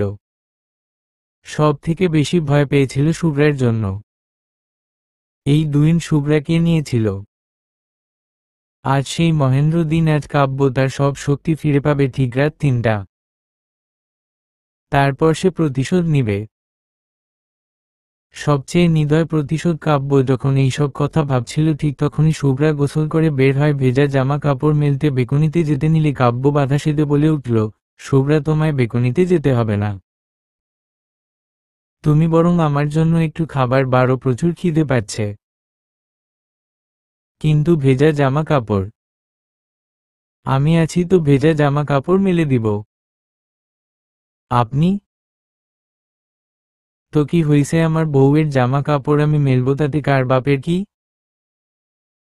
যাও খাবার বেড়ে দেও। শুভ্রা চুপচাপ কিচেন রুমে চলে আসলো। আর এইদিকে কাব্য বেকুনিতে এসে শুভ্রার জামা কাপড় মেলে দিতে দেখলো একটা কালো হুডি পরা একটা যুবক দাঁড়িয়ে আছে, কিন্তু চোখ দুটো ভীষণ কালো। কাব্য ভয় পায়নি, বরং কাব্য চোখ বন্ধ করে চোখ রং পাল্টে নীল চোখ করে সেই লোকটিকে তার বিষাক্ত 2 মাথার জিহ্বা বের তাকে শাসায়। তারপর ওখান থেকে রুমে এসে বারান্দার দরজাটা ভালো করে বন্ধ করে দেয়। তারপর নিচে নেমে এসে দেখে শুভ্রা খাবার বেড়ে বেড়ে নিয়ে আসছে কিচেন রুম থেকে। কাব্য চেয়ারে টেনে বসে বলল, আজ কি কি রান্না করেছো? শুভ্রা একটু হেসে বলল, মাছ ভাজা, সবজি, ডাল আর ভাত। ওহ আচ্ছা, মেনু পছন্দ হয়নি? হয়েছে, হবে না কেন? বসো, খাওয়া শুরু করি। হুম বলে শুভ্রা চেয়ার টেনে বসে পড়ল। শুভ্রা যখন এক লোকমা মুখে দিয়ে খাবার চিবুচ্ছে ঠিক তখনই কাব্য শুভ্রার পায়ের উপর নিজের পা দিল। খাওয়ার সময় আকস্মিক বরফের মতো ঠান্ডা কিছু পেতেই শুভ্রা ও মাগো বলে চেয়ার ছেড়ে এক লাফে উঠে পড়ল। শুভ্রার অবস্থা দেখে কাব্য ঠোঁট চেপে হেসে বলল, কি হয়েছে? হঠাৎ পায়ের মধ্যে ঠান্ডা কিছু পড়ল। মনে হলো যেন বরফের টুকরো। আরে দূর, এইটা তোমার মনের ভুল। শুভ্রা ছোট ছোট চোখ করে কাব্যের দিকে তাকিয়ে বলল, এইটা আপনার কাজ না তো। আজকাল দেখি আপনার শরীর ঠান্ডা থাকে, সব সময় আমাকে কেন আসামি বানাও? ওমা, স্বামী মানেই আসামি, কারণ স্বামীদের মনে মনে 100টা প্যাচ থাকে। চুপচাপ খেতে বসো। শুভ্রা চেয়ার ঠিক করে খেতে বসল। তারপর শুভ্রা কাব্যের দিকে তাকিয়ে বলল, এই আপনার মতলবটা কি? আমার মতলব হচ্ছে, খাওয়া দাওয়া শেষ করে বউকে নিয়ে উড়াধুরা রোমাঞ্চ করা। দিনকে দিন আপনি ভো হয়ে যাচ্ছেন। আজকে তোমাকে ভের লেভেল দেখাবো বেবি। বেবি আমার খুব কুলকুল লাগছে, একটু হট হট বানিয়ে দেও না বলে কাব্য শুভ্রাকে চোখ মারল। আর শুভ্রা বড় বড় চোখ করে কাব্য দিকে তাকিয়ে আছে। কাব্য ডোন্ট কেয়ার ভাব নিয়ে খাবার খাচ্ছে। শুভ্রার দিকে না তাকিয়ে কাব্য বলল, বেবি আমার এ টু জেড তুমি পড়েও দেখতে পারবে, আগে খেয়ে নেও, নয়তো পড়ে আবার কাহিল হয়ে পড়বে। শক্তি নেই বলে 1 ইঞ্চিও ছাড় পারবে না। মুহূর্তে শুভ্রার কাশি পেল, খুক খুক করে কেসে দিল। কাব্য দ্রুত শুভ্রাকে পানি দিল। শুভ্রা পানি খেয়ে বলল, আর একটা কথাও যদি বলে নাই প্রমিস আমি বাপের বাড়ি চলে যাব। চেহারা সুরত তো মাশা আল্লাহ ভদ্র, কিন্তু কথা বর্তা আস্তাগফিরুল্লাহ। কাব্য কিছু না বলে খাওয়া শেষ করে সোফায় বসে পড়ল। আর শুভ্রা খাওয়া শেষ করে সব কিছু গুছিয়ে রুমে গেল। শুভ্রা রুমে যেতে কাব্য ও টিভি অফ করে রুমে চলে গেল। শুভ্রা সবে মাত্র কম্বল টেনে শুল। শুভ্রা কিছু বুঝে ওঠার আগেই কাব্য শুভ্রার উপরে শুয়ে ওর ঠোঁটে ঠোঁট মিলিয়ে দিল। শুভ্রা কাব্যকে সারাতে চাইলে কাব্য শুভ্রার ওড়না নিয়ে হাত দুটো খাটের সাথে বেঁধে দিয়ে বলল, রোমান্সের সময় ডিস্টার্ব আমার একদম পছন্দ না sweetheart. Just feel my touch baby. কথাটা বলে ঘাড়ে শুভ্রার ঘাড়ে নাক ঘষল, তারপর আস্তে আস্তে ঠোঁটা ডিপলি ছোঁয়া দিচ্ছে। আস্তে আস্তে তারা ভালোবাসার অতল গহ্বরে তলিয়ে গেল। শুভ্রা কাব্যের বুকে মাথা দিয়ে ঘুমাচ্ছে। তখন সবে মাত্র সন্ধ্যা 6টায়। কাব্যের ঘুম অনেকক্ষণ আগেই ভেঙেছে, তাও শুয়ে রয়েছে যাতে করে শুভ্রার ঘুম না ভাঙে। যখন 6:30 বাজে তখন কাব্য শুভ্রার ঘুম ভাঙায়। শুভ্রা বেশ দুর্বল হয়ে গেছে। কাব্য শুভ্রার দিকে তাকিয়ে তপ্ত শ্বাস ফেলে বিছানা থেকে নেমে যায়। শুভ্রা শুয়েই থাকে। কাব্য ওয়াশরুম থেকে ফ্রেশ হয়ে কিচেনে যায়। তারপর দুধের বোতল থেকে দুধ ঢেলে চুলায় বসায়। দুধ গরম হতে কাব্য দুটো গ্লাসে দুধ ঢালে। শুভ্রাকে যেই দুধের গ্লাসে দুধ দিবে কাব্য সেই গ্লাসে তার চোখের সাহায্যে একটা আলো দিয়ে একটা ঔষধ মিশিয়ে নিয়ে যায় রুমে। তারপর শুভ্রাকে ডেকে তুলে ওই দুধের গ্লাসটা দিয়ে বলল, এইটা খেয়ে নেও, বেটার ফিল করবে। শুভ্রা ছোট করে হুম বলে হাতে নেয়। কাব্যও তার জন্য আনা দুধের গ্লাসটুকু নিয়ে খাওয়া শুরু করে। খাওয়া শেষ হতে কাব্য শুভ্রাকে বলে, যাও তুমি ফ্রেশ হয়ে নেও। হুম যাচ্ছি বলে উঠতে নিলে শুভ্রা মাথা ঘুরে পড়ে যেতে নিলে কাব্য ধরে নেয়। কাব্য কোন কথা না বলে শুভ্রাকে কোলে নিয়ে ওয়াশরুমে যায়। তারপর শাওয়ারের নিচে দাঁড় করিয়ে দিয়ে ভিতরে এসে একটা টপস আর জিন্স নিয়ে ওয়াশরুমে ঢুকে শুভ্রাকে চেঞ্জ করে দিয়ে আবার কোলে নিয়ে বিছানায় শুয়ে দিয়ে ফোন চালায়। সময় যখন ৮টা তখন কাব্য শুভ্রাকে তন্দ্রা বিষ দিয়ে ঘুম পাড়িয়ে একটা সুরক্ষা কক্ষে শুভ্রাকে নিয়ে আসে। এইটা এমন একটা ঘর যেইখানে জানালা বা আয়না কিছুই নেই, চাইলেও কেউ প্রবেশ করতে পারবে না। কাব্যে তাদের রাজ্যে যেতে হবে। আজ তার শক্তি পাওয়ার দিন, তাই সে সেই শক্তি পেতে তাদের রাজ্যে যাবে, কিন্তু শুভ্রাকে তো আর এভাবে রেখে যেতে পারে না। তাই কাব্য তাকে এই সুরক্ষা কক্ষে রেখে দিয়ে যাবে। কাব্য দুজন অদৃশ্য রক্ষী রেখে গেছে যাতে তার অনুপস্থিতিতে শুভ্রার খেয়াল রাখতে পারে। শুভ্রা ঘুম থেকে ওঠার আগে কাব্য চলে আসবে। কাব্য যাওয়ার আগে শুভ্রার কপালে চুম্বন দিয়ে গেল, অজান্তেই শুভ্রার ঘুমন্ত চোখে বেয়ে দুফোঁটা জল গড়িয়ে পড়ল। কাব্য স্বর্ণাপনে শুভ্রার চোখের পানি মুছে দিয়ে ওই রুম থেকে বের হয়ে নিজের রুমে এসে মায়াবী আয়নাটাতে সে প্রবেশ করল। কাব্য প্রবেশ করল তার রাজ্যে। কাব্য প্রবেশ করতে এই সব সর্প মানবী কাব্যকে কুর্নিশ জানাল। কাব্য এর সামনে এসে দাঁড়ালো সাকিব। সাকিব বলল, যাক তুই এসেছিস। শুভ্রা কোথায়? আছে, ওকে সুরক্ষিত স্থানে রেখে এসেছি, চাইলেও কেউ ওর কাছে পৌঁছাতে পারবে না। জেসিকা এসে বলল, তোর ক্ষমতা পেতে হলে তোকে 3টা পরীক্ষা দিতে হবে। পরীক্ষায় সফল হলেই তুই তোর সকল ক্ষমতা ফিরে পাবি। আরও একটা কথা, তোকে আমি বা সাকিবকে সাহায্য করতে পারবো না। যা করবি বুঝে শুনে করবি। আচার্য এর কাছে তোর সব ক্ষমতা রয়েছে, আর তিনিও বলেছেন তোর পরীক্ষার চলাকালীন উনি থাকতে পারবে না। তোর পরীক্ষাটা এই রাজপত্রের মধ্যে লেখা আছে, আর আমি আর সাকিব দাঁড়িয়ে থেকে তোর পরীক্ষাটা দেখব। ওদের কথার মাঝে ঘন্টা পড়ে গেল। জেসিকা কাব্যের হাতে একটা পত্রটা দিয়ে বলল, দেখে নিয়ে এক নজর। কাব্য ওর হাত থেকে দেখে নিল পত্রটি, তারপর চোখের ইশারায় করে বলল, ওর পড়া হয়ে গেছে, ওকে পরীক্ষার স্থানে নিয়ে যেতে। মহলের শেষের দিকে একটা মাঠ, সেইখানে তৈরি করা আছে অগ্নিকুণ্ড, আর এই অগ্নিকুণ্ডের উপর তাকে হেঁটে যেতে হবে। কাব্য স্রষ্টার নাম নিয়ে বিসমিল্লাহ বলে পা দিল অগ্নিকুণ্ডে। অগ্নির তাপে কাব্যের পায়ে ফোঁসা পড়ে যাচ্ছে, তাও কাব্য থেমে থাকছে না, সে এগিয়ে যাচ্ছে। অগ্নিকুণ্ডের উপর হেঁটে ওপারে আসলো। জেসিকা আর সাকিব খুশি হয়ে বলল, তুই প্রথম পরীক্ষায় উত্তীর্ণ হয়েছিস, আরও 2টো পরীক্ষা রয়েছে। আর এই পরীক্ষাটা হলো তোকে বাজপাখির সাথে যুদ্ধ করতে হবে। সাকিব শুনেই চমকে গিয়ে বলল, বাট ও তো আমাদের শত্রু, ও কিভাবে পারবে? কাব্য হেসে বলল, সবসময় শক্তি জোরে নয়, বুদ্ধির জোরেরও জিতে হয়।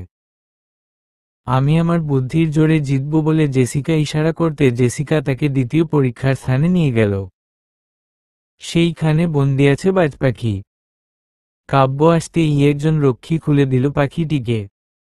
কাব্য ও তার সর্পরূপে আসলো, অর্ধেক সাপ আর অর্ধেক মনুষ্য রূপে।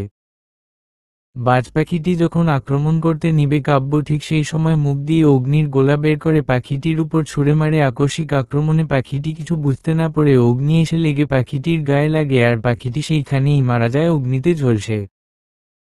জেসিকা আর সাকিব এসে বলল, আর একটা পরীক্ষা, সেইটা হলো ওই মায়াবী পুকুরে তোকে নামতে হবে। পুকুরের নিচে যেই মহলটি আছে সেই মহল থেকে তোকে একটা বাক্স নিয়ে আসতে হবে। সাকিব এসে বলল, আরে এইটা তো সহজ, তুলি মেরে নিয়ে আসা যাবে। জেসিকা রাগান্বিত সুরে বলল, ফাটিয়ে দিব একটা ফাজিল, বুঝোস তুই? শুনতে যতটা সহজ আসলে ততটা সহজ নয়। এই মহলটা পাহারা দিচ্ছে নেউলে। কাব্য আর সাকিব একসাথে বলে উঠল, কি? জেসিকা অসহায় চোখে করে ওদের দিকে তাকিয়ে বলল, হুম। কাব্য বলল, ঠিক আছে, সমস্যা নাই। আমি নামছি বলে পানিতে ঝাঁপ দিল। পানির একদম নিচে গিয়ে দেখতে পেল এক সুন্দর মহল। মহলটা স্বর্ণ আর হীরা দিয়ে তৈরি, যার কারণে চারদিকে ঝলমলে করছে। ও যখন ভিতরে প্রবেশ করতে নিবে, ঠিক তখনই একটা নেউলে এসে কাব্যকে আঘাত করল। কাব্য ছিটকে গিয়ে পড়ল। কাব্যে কাঁধটা ছিলে গেছে। কাব্য ও ক্ষিপ্ত চোখে নেউলে দিকে তাকিয়ে সে তার বিষে ভরা জিহ্বাটা বের করে নেউলে গায়ে ছোবল দিল। মুহূর্তে নেউলের শরীরটা নীল হয়ে গেল। কাব্য মহলের দরজার সামনে দেখল একটা বাক্স। কাব্য বাক্সটি নিয়ে পুকুরের তল থেকে পুকুরের উপর উঠে আসলো জেসিকা আর সাকিব কাব্যকে জড়িয়ে ধরে বলল, আমরা আবার আমাদের শক্তি ফিরে পাবো, চল আর্চারদের কাছে। তিনজন মিলে আর্চারের কাছে গেল। আর্চার খুশি হয়ে বলল, আমি জানতাম তুমি পারবে। তুমি গিয়ে সিংহাসনে বসো, আমি এই নীল পাথর যুক্ত চেইনটা তোমার মাথায় বেঁধে দিলে তোমার সব শক্তি ফিরে আসবে। আরও একটা কথা শোনো, যেই দিন তুমি মানব সন্তান জন্ম দিতে পারবে সেই দিন তুমি আরও একটা শক্তি পাবে। সময় চলে যাচ্ছে, দেরি করে লাভ নেই, যাও তুমি গিয়ে সিংহাসনে বসো। কাব্য আচার্য কথা মতো গিয়ে সিংহাসনে বসল। তারপর আচার্য কাব্যের মাথায় নীল পাথর যুক্ত চেইনটা পরিয়ে দিতে মুহূর্তে একটা আলো বের হয়ে কাব্যের শরীরে প্রবেশ করল। কাব্যের শরীরে প্রবেশ করতে কাব্য তার শক্তি ফিরে পেল। কাব্য শক্তি পাওয়ার পর ওর শরীরের ক্ষতগুলো ঠিক হয়ে গেল। কাব্য শক্তি ফিরে পাওয়াতে মহলে উৎসবের আয়োজন করা হলো। কাব্য রাজা, তার একটা দায়িত্ব আছে, কিন্তু শুভ্রার কথা মনে পড়ছে, শুভ্রার কাছে যাওয়ার জন্য ছটফট করছে মন। কাব্য যেহেতু শক্তি ফিরে পেয়েছে তাহলে কাব্য দেওয়ার লকেটও শক্তি পেয়েছে। অতএব শুভ্রা সেফ, তার চোখের দেখা না দেখলেও নয়। আর বেশিক্ষণ বিষের প্রভাবে ঘুমালে ওর ক্ষতি হতে পারে। তাও বাধ্য হয়ে বেশ কিছুক্ষণ থেকে তারপর রাজ্য থেকে বিদায় নিয়ে তারা বের হয়ে গেল। তিনজন গেল তিন রাস্তায়। কাব্য একটা আয়নার ভিতরে ঢুকতে সে তার রুমে পৌঁছে গেল। রুমে পৌঁছাতেই সেই ছুটে গেল সেই সুরক্ষার কক্ষে যেইখানে শুভ্রা আছে। সেই সুরক্ষা কক্ষে যেতেই দেখল শুভ্রা এখনো ঘুমাচ্ছে। কাব্য অদৃশ্য রক্ষীদের বলল চলে যেতে। ওরা চলে যেতে কাব্য শুভ্রাকে নিয়ে রুমে ঢুকে তারপর রুমটা ভালো করে পর্যবেক্ষণ করে দেখল সব জিনিস ছড়িয়ে ছিটিয়ে আছে। বুঝাই যাচ্ছে শুভ্রাকে খুঁজছিল ওরা, কিন্তু পায়নি। শুভ্রাকে শুইয়ে দিয়ে কাব্য তার শক্তি ব্যবহার করে ঘরের জিনিসপত্র ঠিক করে। তারপর শুভ্রার উপর থেকে তন্দ্রা বিষ উঠিয়ে নিয়ে কাব্য গেল ফ্রেশ হতে। কাব্য ফ্রেশ হয়ে আসতেই দেখল শুভ্রা নাড়াচাড়া করছে। তার মানে শুভ্রা এখন উঠে যাবে। ফ্রেশ হয়ে এসে শুভ্রাকে জড়িয়ে ধরল। ঠান্ডা হাত শুভ্রার হাতে পড়তেই শুভ্রা কেঁপে উঠল। আধো আধো চোখে কাব্যের দিকে তাকিয়ে বলল, কয়টা বাজে? 11টা বাজে। উঠো, খাবে? হুম। হুম কি উঠো, এখনই উঠো, যাও ফ্রেশ হয়ে নেও, আমি খাবার দিচ্ছি। শুভ্রা আড়মোড়া দিয়ে বিছানা থেকে নেমে ফ্রেশ হতে যায়। কাব্য ও রান্নাঘরে যায়। দুপুরের খাবারগুলো গরম করে টেবিলে রাখতে রাখতে শুভ্রা চলে আসলো। কাব্য শুভ্রার কপালে চুমু দিয়ে বলল, ঠিক আছো তুমি? হুম ঠিক আছি, বেশ তো খেয়ে নেও। কাব্য আর শুভ্রা খেয়ে শুয়ে পারল। অন্যদিকে ওর শক্তি ফিরে পাওয়াতে রাগে ফুঁসছে ওদের শত্রু। আজ পূর্ণিমা রাত্রি, আজ কাব্য 1 ঘন্টার জন্য হলেও মানুষ থেকে সর্পরূপে আসবে। আজ সব সর্পদের খোলস বদলানোর পালা কাব্যেরও হবে। কাব্যের পাশে শুয়ে আছে শুভ্রা, কিন্তু কাব্যের মনে ভয় বিরাজ করছে, যদি শুভ্রা ওর সত্যিটা জানতে পেরে ওকে ছেড়ে চলে যায়। সেই ভয়ে ভীত থাকে কাব্য। ঘড়ির ঘণ্টা ঢং ঢং করে উঠল, সময়টা জানান দিচ্ছে যে কাব্যকে এখন চাঁদের আলোয় যেতে হবে। কাব্য শুভ্রার কপালে গভীর চুম্বন করে তারপর ছাদে চলে গেল। ছাদে গিয়ে সে তার সর্পরূপ ধারণ করল। নীল সাদা মিশ্রিত সর্প হলো, পিঠে দুটো বড় বড় ডানা, মাথায় নীল পাথর, আর চাঁদের আলো নীল পাথরে পড়তে নীল পাথর থেকে নীল রঙের রশ্মি বের হতে লাগল। সামনের 20 দাঁত দুটো বড় বড়, চোখ দুটো জ্বলজ্বল করে উঠছে। পুরো শরীরে আলো পড়তে কেমন চকচক করে উঠল।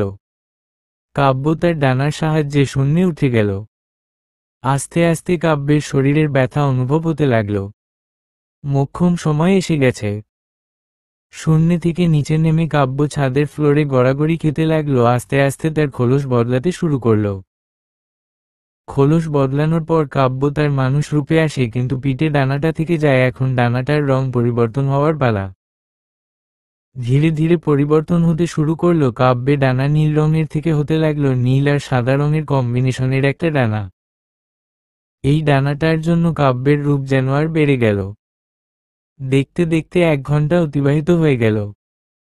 কাব্য ডানা দুটো অদৃশ্য হয়ে যেতেই কাব্য পিছন ফিরে তবদা খেয়ে গেল, কারণ পিছনে দাঁড়িয়ে আছে শুভ্রা। কাব্য এক পা দুপা শুভ্রার দিকে এগিয়ে যেতেই শুভ্রা দৌড়ে ছাদ থেকে নেমে এসে রুমে চলে আসতেই দেখল কাব্য বিছানায় বসে আছে। কাব্য তার পাওয়ারের ব্যবহার করে শুভ্রার আগে রুমে আসলো। শুভ্রা রুম থেকে বের হয়ে যেতে নিলে কাব্য সেই রুমের দরজাটা চোখের ইশারায় বন্ধ করে দিল। এতে শুভ্রা ভয় পেয়ে গেল। কাব্য শুভ্রার কাছে গিয়ে হাতটা ধরতেই শুভ্রা বলল, ছুবেন না আমায়, আমার থেকে দূরে থাকুন। ঘৃণা লাগছে আপনার স্পর্শ। শুভ্রা, লিসেন টু মি, আমার কথাটা তো শোনো। শুনবো না আমি এতদিন একজন সর্প মানবের সাথে বসবাস করেছি, থেকেছি। ভাবতেই ঘৃণা লাগছে। শুভ্রা প্রতিটা কথা কাব্যের বুকে তীর চালানোর মতো। কাব্য এইটা প্রথম দিন থেকেই জানতো শুভ্রা জানলে এমন করবে। কাব্য শুভ্রার দিকে শীতল দৃষ্টি নিক্ষেপ করে বলল, সো হোয়াট শুভ্রা, আমি যদি হই সর্প মানব তাতে কি আসে যায়? তোমার তো কোন ক্ষতি করিনি, বরং তোমাকে পরম যত্নে রেখেছে মনের মণিকূত্রে। তার কি কোন দাম নেই?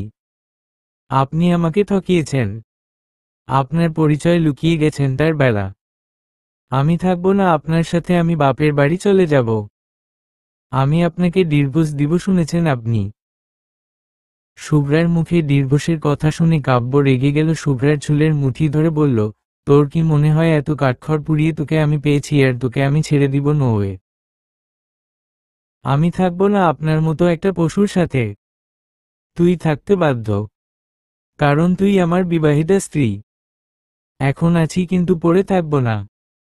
শুভ্রার চুলে মুঠিটা ছেড়ে দিয়ে কাব্য তার সর্পরূপ ধারণ করল, অর্ধমানব আর অর্ধসর্প, পিঠের দুপাশে দুটো ডানা, মাথায় নীল পাথর, আর সামনে দুটো বড় বড় বিষ দাঁত।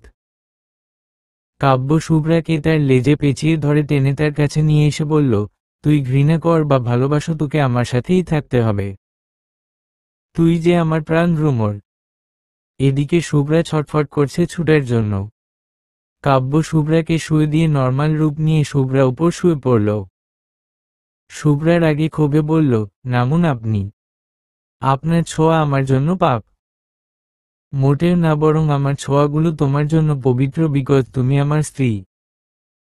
কথাটা বলে কাব্য শুভ্রার হাত দুটো বিছানার সাথে চেপে ধরে ঠোঁটে ঠোঁট মিশিয়ে দিল।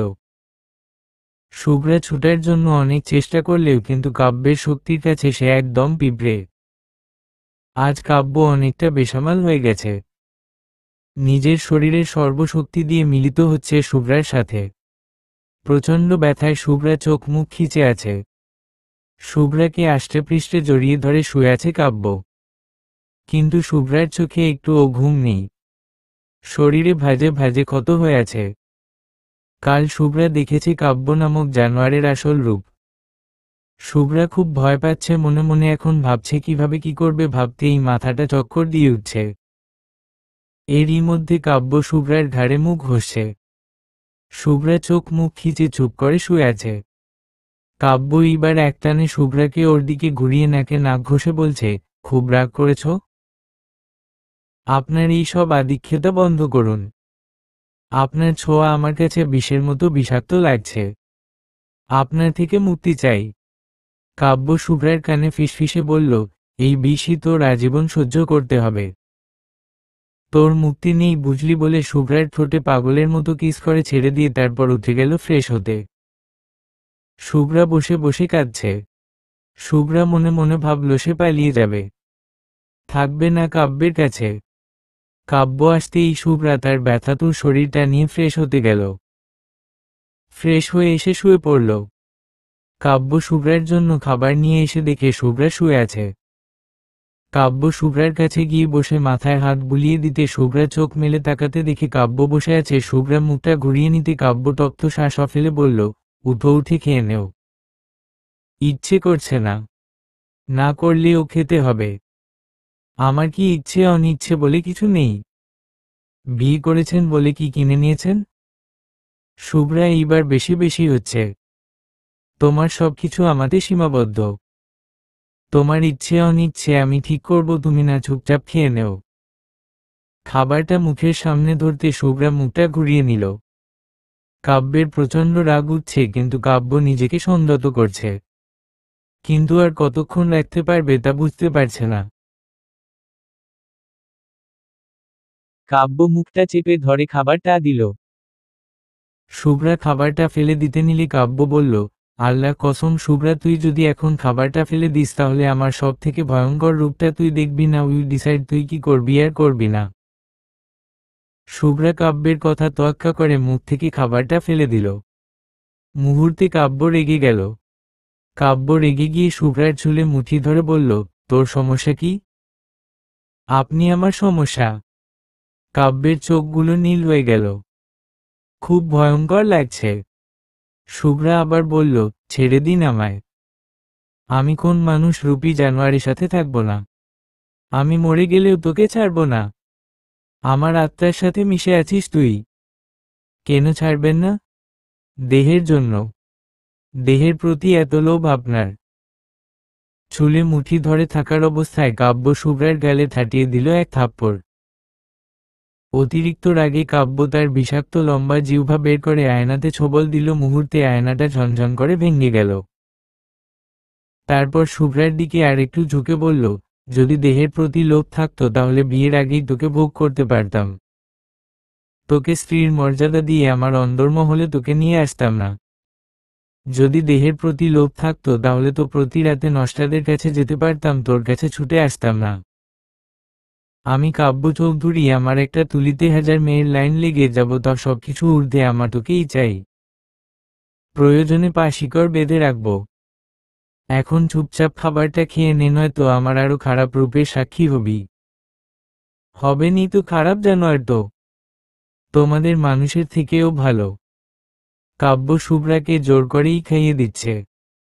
খাওয়া শেষ হতে শুভ্রা শুয়ে পড়তে কাব্য ও শুভ্রার পাশে শুয়ে পড়ল। তারপর শুভ্রার পেটে ধরে টেনে শুভ্রাকে তার কাছে নিয়ে এসে জড়িয়ে ধরে। শুভ্রা চুপচাপ শুয়ে থাকে, কণ্ঠ শব্দ করে না। আচমকা কলিং বেল বাজতে শুভ্রা আর কাব্য একটু অবোকা হলো। এই অসময়ে কে এলো তাদের মনে, এই প্রশ্নটাও কি দিল। কাব্য বিছানা থেকে নামতেই শুভ্রা নামল। শুভ্রা রুমের দরজার কাছে আসতে নিলে কাব্য বলে, আগে আমি দেখি কে, তারপর তুমি নিজে আসবা এর আগে। শুভ্রা মুখ খুলে কিছু বলতে নিলে কাব্য বলে, উহুম, কোন তর্ক যেন না শুনি, চুপচাপ দাঁড়িয়ে থাকো এইখানে। কাব্য নিচে গিয়ে মেইন ডোরটা খুলতেই দেখতে পেল শুভ্রার বাবা এসেছে। কাব্য অনেকটা অবাক হলো। কাব্য সালাম দিয়ে কুশল বিনিময় করে বসতে বলে শুভ্রাকে ডাকছে, এই শুভ্রা, শুভ্রা এসো, দেখে যাও বাবা এসেছেন। শুভ্রা কাব্যের ডাক শুনে নিচে নামতে যখন দেখল তার বাবা, তখন সে দৌড়ে গিয়ে তার বাবাকে জড়িয়ে ধরে কেঁদে দিল। পা গ লি, মেয়ে আমার, তুই কাঁদছিস কেন বলতো? বাবা, এতদিন কোথায় ছিলে জানতো, তোমায় কতটা মিস করেছি। জানি তো। ব্যবসা কাজে একটু বিজি ছিলাম। যা তো মা, সব ব্যাগপত্র গুছিয়ে নিয়ে আমার সাথে বাড়ি যাবি। শুভ্রা এই কথাটা শুনে তো মহা খুশি। কাব্যকে জিভ বের করে ভেঙচি কেটে তারপর উপরে চলে গেল ব্যাগপত্র গুছাতে। কাব্য বলল, বাবাই ওকে রেখে যান। আমার জিনিস আমার কাছেই থাক। না, আমার মেয়েকে নিয়ে যাচ্ছি। যা কথা ছিল তাই হবে, কথার নড়চড় হবে না। তা তোমার বাবা মা কই? ওনারা সিলেট গিয়েছেন, একটু দরকারে চলে আসবে ৫-৬ দিনের ভিতরে। ও আচ্ছা। ওদের কথার মাঝে শুভ্রা ব্যাগপত্র গুছিয়ে একদম রেডি হয়ে নিচে নেমে বলল, বাবা চলো, আমি রেডি। শুভ্রার বাবা কাব্যের কাঁধে চাপড় দিয়ে বলল, তো ইয়াং ম্যান, এইবার আসি। কাব্য শুভ্রার দিকে ক্ষিপ্ত নয়নে তাকিয়ে আছে। শুভ্রা যখন গাড়িতে উঠতে যাবে ঠিক সেই সময় কাব্য শুভ্রার কানে কানে বলল, বাপের বাড়ি যাচ্ছ বলে বেশি নাচানাচি কইরো না বউ। আমার নজর কিন্তু সর্বদা তোমার উপর থাকবে। শুভ্রা মুখ ভেঙচি দিল। কাব্য বলল, বেশি ভেঙচি দিও না, তাহলে তোমার মুখের নাজেহাল অবস্থা করে ফেলব। সাবধানে থাকবে। নিজের যত্ন নিও। শুভ্রারা গাড়িতে উঠতে গাড়ি স্টার্ট দিল। কাব্য কিছু অদৃশ্য রক্ষীদের পাঠিয়ে দিল শুভ্রার পিছন পিছন। শুভ্রা তো মহাখুশি, কতদিন পর তার বাবাকে পেয়েছে। মনের শান্তিতে চোখ বন্ধ করে গাড়ির সিটে গাটা এলিয়ে দিল। গাড়ির মধ্যে শুভ্রা কখন ঘুমিয়ে গেছিল শুভ্রা নিজেই জানে না। ঘুম ভাঙল শুভ্রার বাবার ডাকে। শুভ্রা চোখ কুঁচলে তার বাবার পানে তাকিয়ে বলল, বাবা কি হয়েছে? শুভ্রার বাবা ওনার মেয়ের দিকে তাকিয়ে বলল, মারে আমরা এসে গেছি, আয় রুমে গিয়ে না হয় ফ্রেশ হয়ে ঘুমাবি। শুভ্রা আর কথা না বাড়িয়ে গাড়ি থেকে ব্যাগ নিয়ে রুমের দিকে হাঁটা দিল। শুভ্রার বাবা ও শুভ্রার পিছন পিছন বাড়ির ভিতরে গেল, তারপর কাজের মহিলাকে সব বলে দিল দুপুরে কি কি রান্না করতে হবে বলেই উনি ওনার রুমের দিকে চলে গেল। শুভ্রা নিজের রুমে এসে ফ্রেশ হয়ে বিছানায় গাটা এলিয়ে দিল। এই দিক কাব্য মায়াবী আয়নাতে দেখে নিল যে শুভ্রা কি কি করছে। সব দেখে কাব্য একটা বাঁকা হাসি দিয়ে বলল, আমার খাঁচার বন্দি পাখিনি আমার কাছেই থাকবে। তোমার ডেস্টিনি আমি, আমার বোকা পাখিটা। তুমি আমার কাছে এই নিরাপদ, অন্য কারো কাছে না। কাব্য তপ্ত শ্বাস ফেলে সে তার বেকুনিতে গেল। মনে পড়ছে সেই প্রথম দিনে কথাগুলো, যখন সে মানুষ রূপে ছিল। কাব্যের জীবনে প্রথম ও শেষ ভালোবাসা কেবলই শুভ্রা। সব তো ঠিকই ছিল, কিন্তু একটা অভিশপ্ত রাত সবটা শেষ করে দিল। কাব্যকে মানুষ থেকে সর্পমানব করে তুলল, এইসব ভেবেই একটা দীর্ঘ শ্বাস ফেলল কাব্য। তারপর কিচেনে গিয়ে কিছু রান্না করে সে বের হয়ে গেল। চিৎকার চেঁচামেচিতে ঘুম ভাঙল শুভ্রার। ঘড়িতে টাইম দেখে নিল দুপুর 2:30 বাজে, কিন্তু এখন কেউ তাকে ডাকেনি। শুভ্রা বসে হাই তুলছিল, ঠিক সেই সময় শুভ্রার দরজাতে নক পড়ল।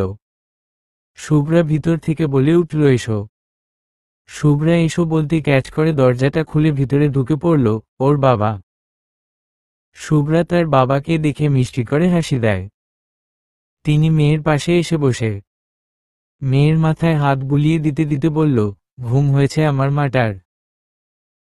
শুভ্রা তার বাবার কোলে শুয়ে বলল, ঘুম হয়েছে। নিচে এত চিৎকার চেঁচামেচি কিসের? বাবাকে এসেছে? তোমার খালাতো ভাই রানা আমার সাথেই এসেছে বিদেশ থেকে। কই গাড়িতে তো দেখলাম না। আরে বোকা, আমি কি আজ এসেছি নাকি? আমি তো কাল এসেছি। তোমাকে সারপ্রাইজ দিব বলে বলা হয়নি। যাও হাত মুখ ধুয়ে এসো। আমি খাবার টেবিলে যাচ্ছি বলে তিনি চলে গেল। শুভ্রা হাত মুখ ধুয়ে ফ্রেশ হয়ে নিচে নেমে চেয়ার টেনে বসে পড়ল। তারপর প্লেটে প্লেটে খাবার সার্ভ করে দিল। আচমকাই শুভ্রার কাব্যের কথা মনে পড়ছে। রানা খাবারটা নাড়তে নাড়তে বলে উঠল, বাহ শুভ্রা, বিয়ের পর তো তোমাকে অনেক সুন্দর দেখা যাচ্ছে। বিয়ের পর অনেক উন্নতিই হচ্ছে তোমার। শুভ্রা বিনিময়ে শুধু একটু হেসে খাবার খাচ্ছিল। যতবার খাবার খাচ্ছিল ঠিক ততবার কাব্যের কথা মনে পড়ছে। শুভ্রার বাবা বলে উঠল, মা শুভ্রা, তুই আর রানা একটু ঘুরে আয় তো দেখি। রানা তো অনেকদিন পর দেশে এসেছে, ওকে নিয়ে একটু ঘুরে আসিস বিকালে। তোর মনটাও ভালো লাগবে আর রানারও ঘুরে দেখা হবে। ঠিক আছে, পাশের পার্কটাতে ঘুরে আসব। শুভ্রা অল্প একটু খেয়ে হাত ধুয়ে উঠে যেতে নিলে তিনি বললেন, কি রে মা, কিছু না খেয়ে উঠে যাচ্ছি কেন? বাবা, আমার ভালো লাগছে না আর খেতে, তাই। শুভ্রা আর কিছু না বলে ওর রুমে চলে এলো। কাব্য একটা পাহাড়ের চূড়ায় দাঁড়িয়ে আছে। চারদিকে ঘন জঙ্গল। এই গহীন জঙ্গলে সাধারণ মানুষের আসতে ভয় পাবে, কিন্তু কাব্য পায় না, কারণ সে তো সাধারণ মানুষ নয়। সে যে এক সর্পমানব। যখন মন খারাপ হয় কাব্য এইখানে আসে, আজও তার ব্যতিক্রম নয়। এইটা সেই পাহাড় যেইখানে কাব্য মানুষ থেকে সর্পমানুষ হয়েছিল। সেই অভিশপ্ত ভয়ঙ্কর রাতের কথা কাব্য কখনো ভুলবে না। ছাড়বে না তাদেরকে যাদের জন্য কাব্যের আজ এই দশা হলো। কিছু মুখোশধারী মানুষের জন্য কাব্যে আজ এই অবস্থা। চোখ বন্ধ করে কাব্য শুয়ে পড়ে পাহাড়ের ওই উঁচু ঢিলার উপরে। শূন্য আকাশের নিচে কাব্যের শুয়ে থাকতে বরাবরই ভালো লাগে। হুট করে কি হলো শুভ্রা জানেন না, তবে কাব্যকে মনে পড়ছে। লাগেজটা খুলতেই সামনে বের হয়ে এলো একগুচ্ছ লাল কাচের চুড়ি আর একটা লাল জামদানি শাড়ি। কাব্য ওকে কিনে দিয়েছিল, কিন্তু কখনো পরা হয়ে ওঠেনি। হঠাৎ করে মন চাইল একটু লাল শাড়ি পরে সাজতেন। যেমন ভাবা তেমন কাজ। সুন্দর করে লাল শাড়ি পরে সেজে নিল শুভ্রা। চোখে ঘন কাজল, ঠোঁটে হালকা কালারের লিপস্টিক। হাত ভর্তি লাল কালারে কাচের চুড়ি, ব্যাস এইটুকুতেই ওকে আরো বেশ লাগছে। নিচ থেকে রানা ডাকল। শুভ্রা রানার ডাক শুনে হাতে পাস ব্যাগটা নিয়ে রুম থেকে বের হলো। রানা এক দৃষ্টিতে তাকিয়ে আছে শুভ্রার দিকে। শুভ্রা যে কখন রানার সামনে এসে দাঁড়ালো রানা বুঝতে পারেনি। রানা বলল, তোমায় খুব সুন্দর লাগছে। শুভ্রা শুধু একটু ম্লান হাসি দিল। রানা শুভ্রার দিকে তাকিয়ে বলল, মন খারাপ? না, আমার মন খারাপ না, আমি ঠিক আছি। ওদের মধ্যে আর কোন কথা হয়নি। ওরা গেট পেরিয়ে বড় রাস্তার মোড়ে উঠল। শুভ্রা একটু অন্যমনস্ক হয়ে হাঁটছিল, হঠাৎ ইটে হোঁচট খেয়ে পড়ে যেতে নিলে রানা ধরে ফেলল। কাব্য শোয়া থেকে থপ করে চোখ খুলে ফেলল। শুভ্রাকে যে কাব্য ব্যর্থিত অন্য কেউ টাচ করেছে এইটা কাব্য বুঝে ফেলেছে। চোখ মুখে রাগের ছাপ, হাত মুষ্টিবদ্ধ করে ফেলেল। ঝড়ের বেগে সে ছুটে চলেছে শুভ্রার কাছে। কাব্য পৌঁছে দেখে শুভ্রা আর একটা ছেলে পার্কের বেঞ্চে বসে আছে। কাব্য রাগান্বিত হয়ে শুভ্রার দিকে এগিয়ে যেতেই শুভ্রাকে দেখে থমকে গেল কাব্য। কি সুন্দর পরীর মতো দেখাচ্ছে। লম্বা কালো কেশ, লাল জামদানি শাড়ি পরিহিত এক মায়াবী কন্যা তার সম্মুখে। ক্ষণে ক্ষণে কেঁপে উঠছে কাব্যের বুক। হঠাৎ কাব্যকে পার্কে দেখে অবাক হল শুভ্রা। শুভ্রা বলল, কাব্য আপনি এইখানে? হুম আমি। কেন, আমি আসাতে কি তোমাদের অসুবিধা হলো? কাব্যের কথা বলার ধরনটা পছন্দ হলো না শুভ্রার। কাব্য শুভ্রার পাশে থাকা তারা খালাতো ভাইয়ের দিকে তাকাতেই রাগ হচ্ছে। রানা ও সেন দুইজনাকে যেন চোখ দিয়ে ভস্ম করে দিবে এমন। কাব্য রানার ঘাড়ের ট্যাটুটা দেখে যা বুঝার বুঝে ফেলল। শুভ্রার হাত ধরে বলল, চলো বাসায় চলো। রানা বাধা দিয়ে বলল, আরে ভাই কুল, এত হাইপার হচ্ছেন কেন? আর ওকে নিয়ে কোথায় যাবেন? কাব্য ডোন্ট কেয়ার ভাব নিয়ে শার্টের কলারটা উপরের দিকে তুলে বলতে লাগলো, বউ আমার, সম্পত্তি আমার, সব বুঝতেই পারছ, আমার জিনিস আমি নিয়ে যাচ্ছে। তাতে কাউকে কৈফিয়ত দিতে পারবো না। বুঝলাম, কিন্তু খালুকে কি বলবো? কাব্য ডেভিল মার্কা ফেস করে বলল, এত ইনোসেন্ট ভাব নেওয়ার দরকার নেই, তোকে আমি চিনে ফেলেছি। এই পাবলিক প্লেস, তাই তুই বেঁচে গেলি। আর রইল বাকি বাবাইয়ের কথা, সেটা আমি বুঝে নিব। আমার জিনিস আমি নিয়ে যাচ্ছি, টাটা বলে শুভ্রার হাত ধরে নিয়ে যেতে যেতে বলল, এতদিন যখন আমার সাথে ছিলে তখন তো দেখিনি এমন সাজতেন। আজ বাহিরের একটা পুরুষের সমানে সেজে এসেছ। বাসায় যেয়ে নেই, তারপর তোমার সাজ আমি বের করছি। এইদিকে রানা প্রচণ্ড ক্ষিপ্ত হয়ে গেল। তার প্ল্যানটা ফ্লপ হয়ে গেল। কাব্য আশেপাশে তাকিয়ে দেখল কেউ নেই। কাব্য দেরি না করে চোখ বন্ধ করে হাত দুটো দুই দিকে মেলে দিতে কাব্যের পিঠে রানা এসে গেল। এইটা দেখে শুভ্রা ভয় পালিয়ে যেতে নিলে কাব্য শুভ্রাকে ধরে নিয়ে কাব্যের বিষ জিহ্বা বের করে শুভ্রার কপালে তন্দ্রা বিষ দিয়ে তারপর শুভ্রাকে পাজা কোলে নিয়ে অদৃশ্য হয়ে উড়ে যাচ্ছে আকাশপথে। অন্ধকার একটা রুমে শুয়ে আছে শুভ্রা। শুভ্রা শুয়ে থাকায় অবস্থায় কপালটা চেপে ধরে আ করে উঠল। কাব্য শুভ্রাকে জড়িয়ে ধরে শুয়েছিল। শুভ্রার আর্তনাতে কাব্য উঠে রুম আলোকিত করল। বন্ধ রুমে হঠাৎ আলো জ্বলে উঠাতে চোখটা কেমন ঝলসে উঠল। তারপর পিট করে চোখটা খুলে তাকাতে দেখল কাব্য খালি গায়ে শুধু একটা প্যান্ট পরা অবস্থায় কোমরে দুহাত দিয়ে শুভ্রার দিকে তাকিয়ে আছে। শুভ্রা চোখ নামিয়ে ফেলে আবার চোরা চোখে কাব্য দিকে তাকাতে কাব্য বলে উঠল, জামাইটা তোমার এত লুকিয়ে চুরিয়ে দেখার কিছু নাই। এখন প্রশ্নের উত্তর দেও, তোমার সাহস কি করে হয় অচেনা একটা লোকের সাথে বের হতে? অচেনা নাও, আমার খালাতো ভাই রানা। বাবার সাথে দেশে ফিরেছে। বাবা বলেছে ওকে ঘুরতে নিয়ে যেতে। So what? শুভ্রা তাই বলে ঢেং করতে করতে পার্কে নিয়ে যাবে। আবার শাড়ি পরেছ কই? আমার সামনে থাকলে কখনো তো শাড়ি পরতে দেখি নাই।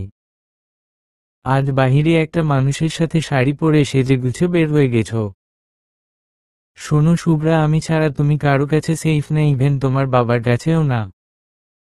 শুভ্রা চারপাশটা ভালো করে তাকিয়ে দেখল অচেনা লাগছে। শুভ্রা কাব্যের দিকে তাকিয়ে বলল, আমি কোথায়? এইটা তো আমাদের রুম না। তুমি কোথায় জানো? তুমি আমার রাজ্যে। তোমাকে আমি সর্প রাজ্যে নিয়ে এসেছি, যাতে করে তুমি পালিয়ে যেতে না পারো। এখন থেকে তুমি আমার বন্দিনী হয়ে থাকবে। আমি বাবা যাব। এই তোমার না বিয়ে হয়েছে কিসের এত বাবা বাবা, চুপচাপ এইখানে বসে থাকো, আমি তোমার জন্য খাবার ব্যবস্থা করি। এইখান থেকে এক পাও নামাবে না। শুভ্রা চুপচাপ বসে রইল। কাব্য গিয়ে শুভ্রার জন্য খাবার নিয়ে আসলো। শুভ্রার ভাবতেই অবাক লাগছে যে সর্পরাজ্যে সে এক মানুষ। কাব্য খাবার নিয়ে এসে শুভ্রার সামনে ধরতেই শুভ্রা খাবারটা নিল। তারপর চুপচাপ খাবারটা খেয়ে নিল। কাব্য শুভ্রাকে একটা তরল মেডিসিন দিয়ে বলল, এইটা ভেষজ ঔষধ খেয়ে নিও, খেলে মাথা ব্যথা কমবে। শুভ্রা নাক মুখ ছিটকে খেয়ে নিল। কাব্য শুভ্রাকে শুইয়ে দিয়ে বলল, তুমি ঘুমাও। কোথায় যাবেন? কাজে। আমার ভয় হচ্ছে। ভয়ের কিছু নেই, আমি অলওয়েজ তোমার সাথে আছি। এইটা কাব্যের রাজ্য, কাব্যের রাজ্যে এসে তোমাকে ক্ষতি করার দুঃসাহস কারো নেই। আসি বলে শুভ্রার কপালে গাঢ় চুম্বন করে কাব্য চলে গেল। কাব্য বসে আছে শুভ্রার বাবার সামনে। শুভ্রার বাবার পাশে বসে আছে রানা। কাব্য বলল, তো মিস্টার সরকার, আপনি তাহলে পিশাচ মানব, আর আপনার পাশে বসে থাকা এই মানবটাও পিশাচ মানব। ক্রূর হাসি দিল শুভ্রার বাবা আর রানা। তারপর বলতে লাগলো, তাহলে তুই সব জেনে গেছি। গোটা একটা রাজ্য চালাই আমি, আর আমার চোখে ফাঁকি দেওয়া এত সহজ না। যা চাই দিয়ে দেও। কি মনে হয় আপনাদের আমি আমার রাজ্য আপনাদের দিয়ে দিব? আজ আপনাদের লোভের জন্য আমি সর্পমানব। পূর্বের প্রতিশোধ তো আছেই। তন্ময় সরকার বলল, যদি শুভ্রার ক্ষতি করি তাহলে ও কি দিবে না? কাব্য শুভ্রার বাবার চোখে চোখ রেখে বলল, আমি কাব্য চৌধুরী, আর শুভ্রা আমার গোটা দুনিয়া। আর সেই দুনিয়ার দিকে হাত বাড়াবে তাকে আমার বিষাক্ত ছোবলে নীল করে ফেলব। বাট কি করে আমরা যে পিশাচ। কাব্য হেসে বলল, বাপেরও বাপ থাকে, আর তোদের মতো পিশাচদের সাথে কি করব তোরা কল্পনাও করতে পারবি না। তন্ময় সরকার, তোকে শুভ্রা এত ভালোবাসে আর তুই নিজের কন্যার ক্ষতি চাস? ছি ছি ছি। ভাগ্যিস শুভ্রা দেখতে পাইনি, নয়তো বেচারি কত কষ্ট পেত। তোদের দিন শেষ হওয়ার পথে, শুধু অপেক্ষা কর। তোর কি মনে হয় আমাদের এইখানে এসে এত তাড়াতাড়ি যেতে পারবি? তো কি মনে হয় তোরা আমার সাথে পারবি? শুভ্রার বাবা বিড়বিড় করে মন্ত্র পড়ে তারপর একটা অস্ত্র নিল। রানাও তাই করল। আর কাব্য তার সব থেকে ভয়ঙ্কর রূপ ধারণ করল। 5টা মাথা, ভয়ঙ্কর বিষাক্ত লম্বা 2টো দাঁত, আর পিঠের উপর পাখা। যেই না শুভ্রার বাবা কাব্যকে আঘাত করতে যাবে অমনি কাব্য শুভ্রার বাবার দিকে আগুনের গোলা নিক্ষেপ করল। আর এইদিকে রানা যখন বিষাক্ত তীর নিক্ষেপ করতে যাবে ঠিক সেই সময় কাব্য তার হাত দিয়ে সুরক্ষা বলয় তৈরি করে নিল। প্রচুর লড়াই চলছে। কাব্যের রাজ্যে সব সর্প মানব চলে এসেছে শুভ্রাদের বাসায়। এইদিকে পিশাচ রাজ্যের সব পিশাচরাও উপস্থিত। দুই জাতের লড়াই চলছে। ভয়ঙ্কর এক লড়াই চলছে। কাব্য একে একে সকল পিশাচ সেনাদের হত্যা করছে। কাব্য একসাথে 5টা কাব্য হয়ে গেল। 5টা কাব্য দেখে কোনটা আসল কাব্য রানা আর তন্ময় সরকার বুঝতেও পারছে না। কাকে ছেড়ে কাকে ধরবে সেটাই ভাবছে কাব্য, সেই সুযোগটা এই কাজে লাগিয়েছে। কাব্য একটা তরল পদার্থ ওদের শরীরে ছিটিয়ে দিতে ওদের শরীরটা জ্বলতে শুরু করলো, ওরা ছটপট করতে শুরু করলো, আস্তে আস্তে ওরা মাটিতে লুটিয়ে পড়ল। ওরা মাটিতে লুটিয়ে পড়তে কাব্য ইশারাতে ওর রক্ষীরা ওদের দুজনকে বন্দি করে নিয়ে যায় সর্পরাজ্যে। তন্ময় সরকার আর রানার পরাজয়ের মাধ্যমে শেষ হয় পিশাচ রাজ্য। ওদের পরাজয়ের সাথে সাথে বাকি পিশাচ সেনারা ধ্বংস হয়ে যায়। এত কিছু হয়ে গেল, শুভ্রা ঘুণাক্ষরে ও টের পেল না আসলে কাব্য পেতে দেয়নি। কাব্যরা ফিরে আসে ওদের রাজ্যে। কাব্য ফিরে এসে সবার আগে তার রুমে যায়, গিয়ে দেখে শুভ্রা বাচ্চাদের মতো গুটিসুটি মেরে শুয়ে আছে। কাব্য একটু হাসল, তারপর শুভ্রার ঠোঁটে আলতো করে ঠোঁট ছুঁয়ে দিয়ে শুভ্রার পাশে শুয়ে পড়ল, শুভ্রাকে জড়িয়ে ধরে। মধ্যরাতে শুভ্রার ঘুম ভাঙতে নিজেকে আবিষ্কার করে কাব্যের দৃঢ় বাঁধনের। শুভ্রা নিজেকে ছাড়াতে চাইলে কাব্য আরো জোরে চেপে ধরে, তারপর ফিসফিস করে বলে, সমস্যা কি? চুপচাপ থাকতে পারো না, এত ছটপট কিসের? ছাড়ুন, ভালো লাগে না। কাকে, আমাকে না আমার স্পর্শকে? দুটোই। তোমাকে আজ একটা গল্প বলি, চুপচাপ শুনো, কোন কথা বলো না। একটা হ্যাপি ফ্যামিলি ছিলাম আমরা। আমি, মা, বাবা আর ভাই, কত সুন্দর একটা পরিবার, হাসি খুশিতে ভরা একটা সুখের পরিবার। আমি ছিলাম ছোট, তাই বরাবর সবার চোখের মনি ছিলাম, সবাই আমাকে অনেক আদর করত। কিন্তু একদিন কালবৈশাখীর ঝড় এসে সব লণ্ডভণ্ড করে দিল। সেই দিন ছিল আমার বড় ভাইয়ের জন্মদিন। আকাশে পূর্ণিমা চাঁদ উঠেছে, সেই চাঁদের আলো পুরো পরিবেশ আলোকিত হয়েছিল। আমাদের গাড়িটা হঠাৎই খারাপ হয়ে যায়। আর এমন জায়গায় খারাপ হয় যেইখানে দুই পাশে বন আর বন, পাহাড় ঘেরা। সাহায্য চাওয়ার মতো কেউ ছিল না।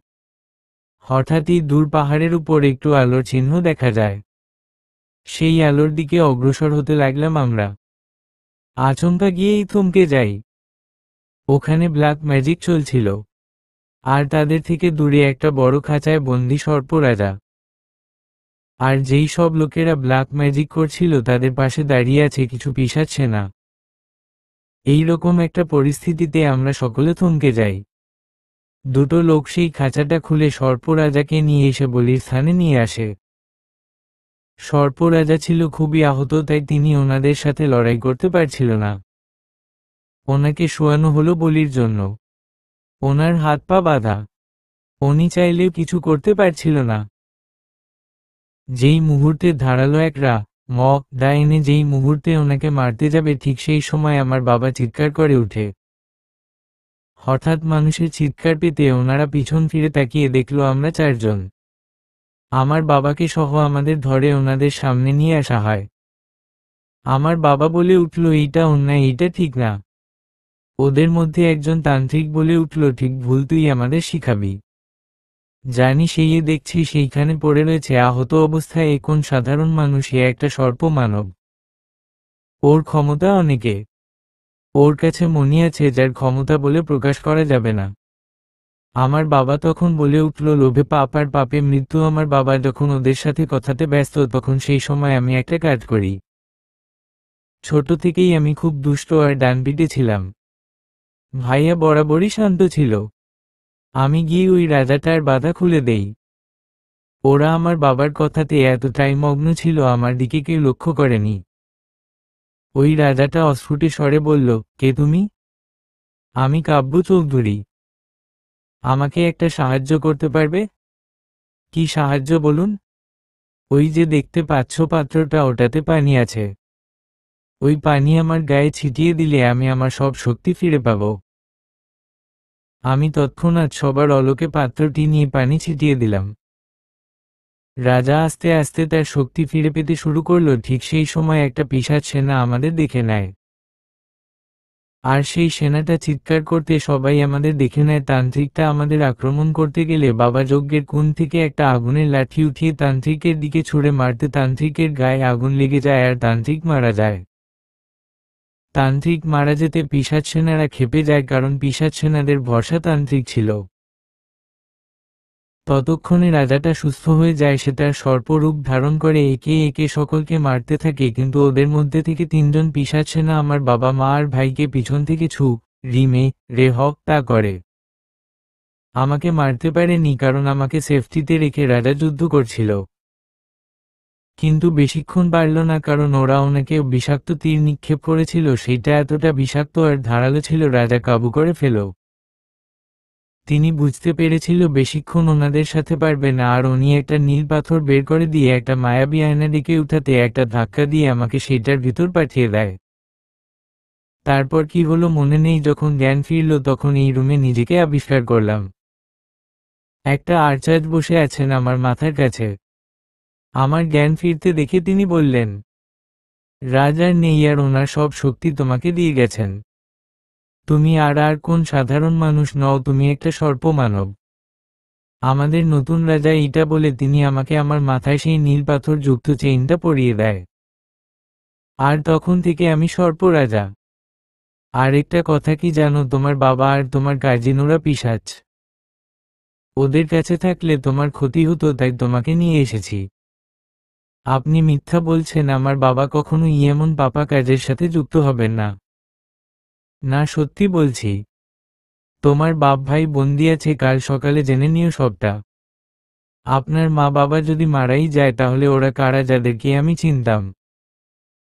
কেউ শুধু তোমার বাবার পরিচিত ছিল, তাই তাদেরকে ভয় দেখিয়ে মিথ্যা বলিয়ে তোমাকে বিয়ে করে নিয়েছি যাতে করে তোমাকে আমার কাছে রাখার লাইসেন্স রাখতে পারি। অনেক কথা হলো, আসেন মহারানী, আপনাকে একটু আদর করি। আপনাকে শাড়ি পরায় অবস্থাতে ভীষণ সুন্দর লাগে, ইচ্ছে করে একদম বুকের ভিতর লুকাইয়ে রাখি। কথাটা বলে কাব্য শুভ্রাকে কাছে টেনে নিয়ে ঠোঁটের সাথে ঠোঁট মিলিয়ে দিল। কাব্যের মাতাল করা স্পর্শে শুভ্রাও মাতাল হয়ে যাচ্ছে, ওরা ডুব দিচ্ছে ভালোবাসার এক সমুদ্রে। পরের দিন সকালে শুভ্রা গেল সেইখানে যেইখানে তার বাবাকে বন্দি রাখা হলো। শুভ্রা কেঁদে দিয়ে বলল, বাবা তুমি পিশাচ সিদ্ধ। লোকটি মুখে কোন অনুতাপ নেই, তিনি বললেন, বাবাকে তোর বাবা? আমি তোর বাবা নই না, তুই আমার মেয়ে। তোকে আমি পালক এনেছি তোর মায়ের কারণে। আমাদের দাম্পত্য জীবনে কোন সন্তান হচ্ছিল না, তাই তোকে পালক নেই। শুভ্রা তার বাবার কথায় কেঁদে দিল। তিনি আরো বললেন, তোর মাকে আমি নিজের হাতে খুব করি, কারণ ও সবটা জেনে গিয়েছিল। আমার যখন কুমারী মেয়ের দরকার ছিল তখন ভাবলাম তোকে বলি দিব, ঠিক তখনই কাব্য তোকে নিয়ে যায় আর আমাকে বন্দি করে রাখে। কিন্তু আটকে রাখতে পারেনি, আমি ছুটে আসি, এসে তোকে নিয়ে যায় কাব্যকে কাবু করতে, কিন্তু ও এতটা চালাক যে ঠিক বুঝে গিয়ে তোকে সরিয়ে নিল। কথাটা বলে তিনি খাঁচার ভিতর থেকে এক হাত বের করে শুভ্রার গলাটা চেপে ধরে। শুভ্র সেইটা ছাড়ানোর জন্য ছটপট করতেই সেই সময় কাব্য একটা ধারালো তলোয়ার নিয়ে হাতকে ফেলে শুভ্রাকে নিয়ে যায়। শুভ্রা এতটা ভয় পেয়েছিল যে শুভ্রা জ্ঞান হারিয়ে ফেলে।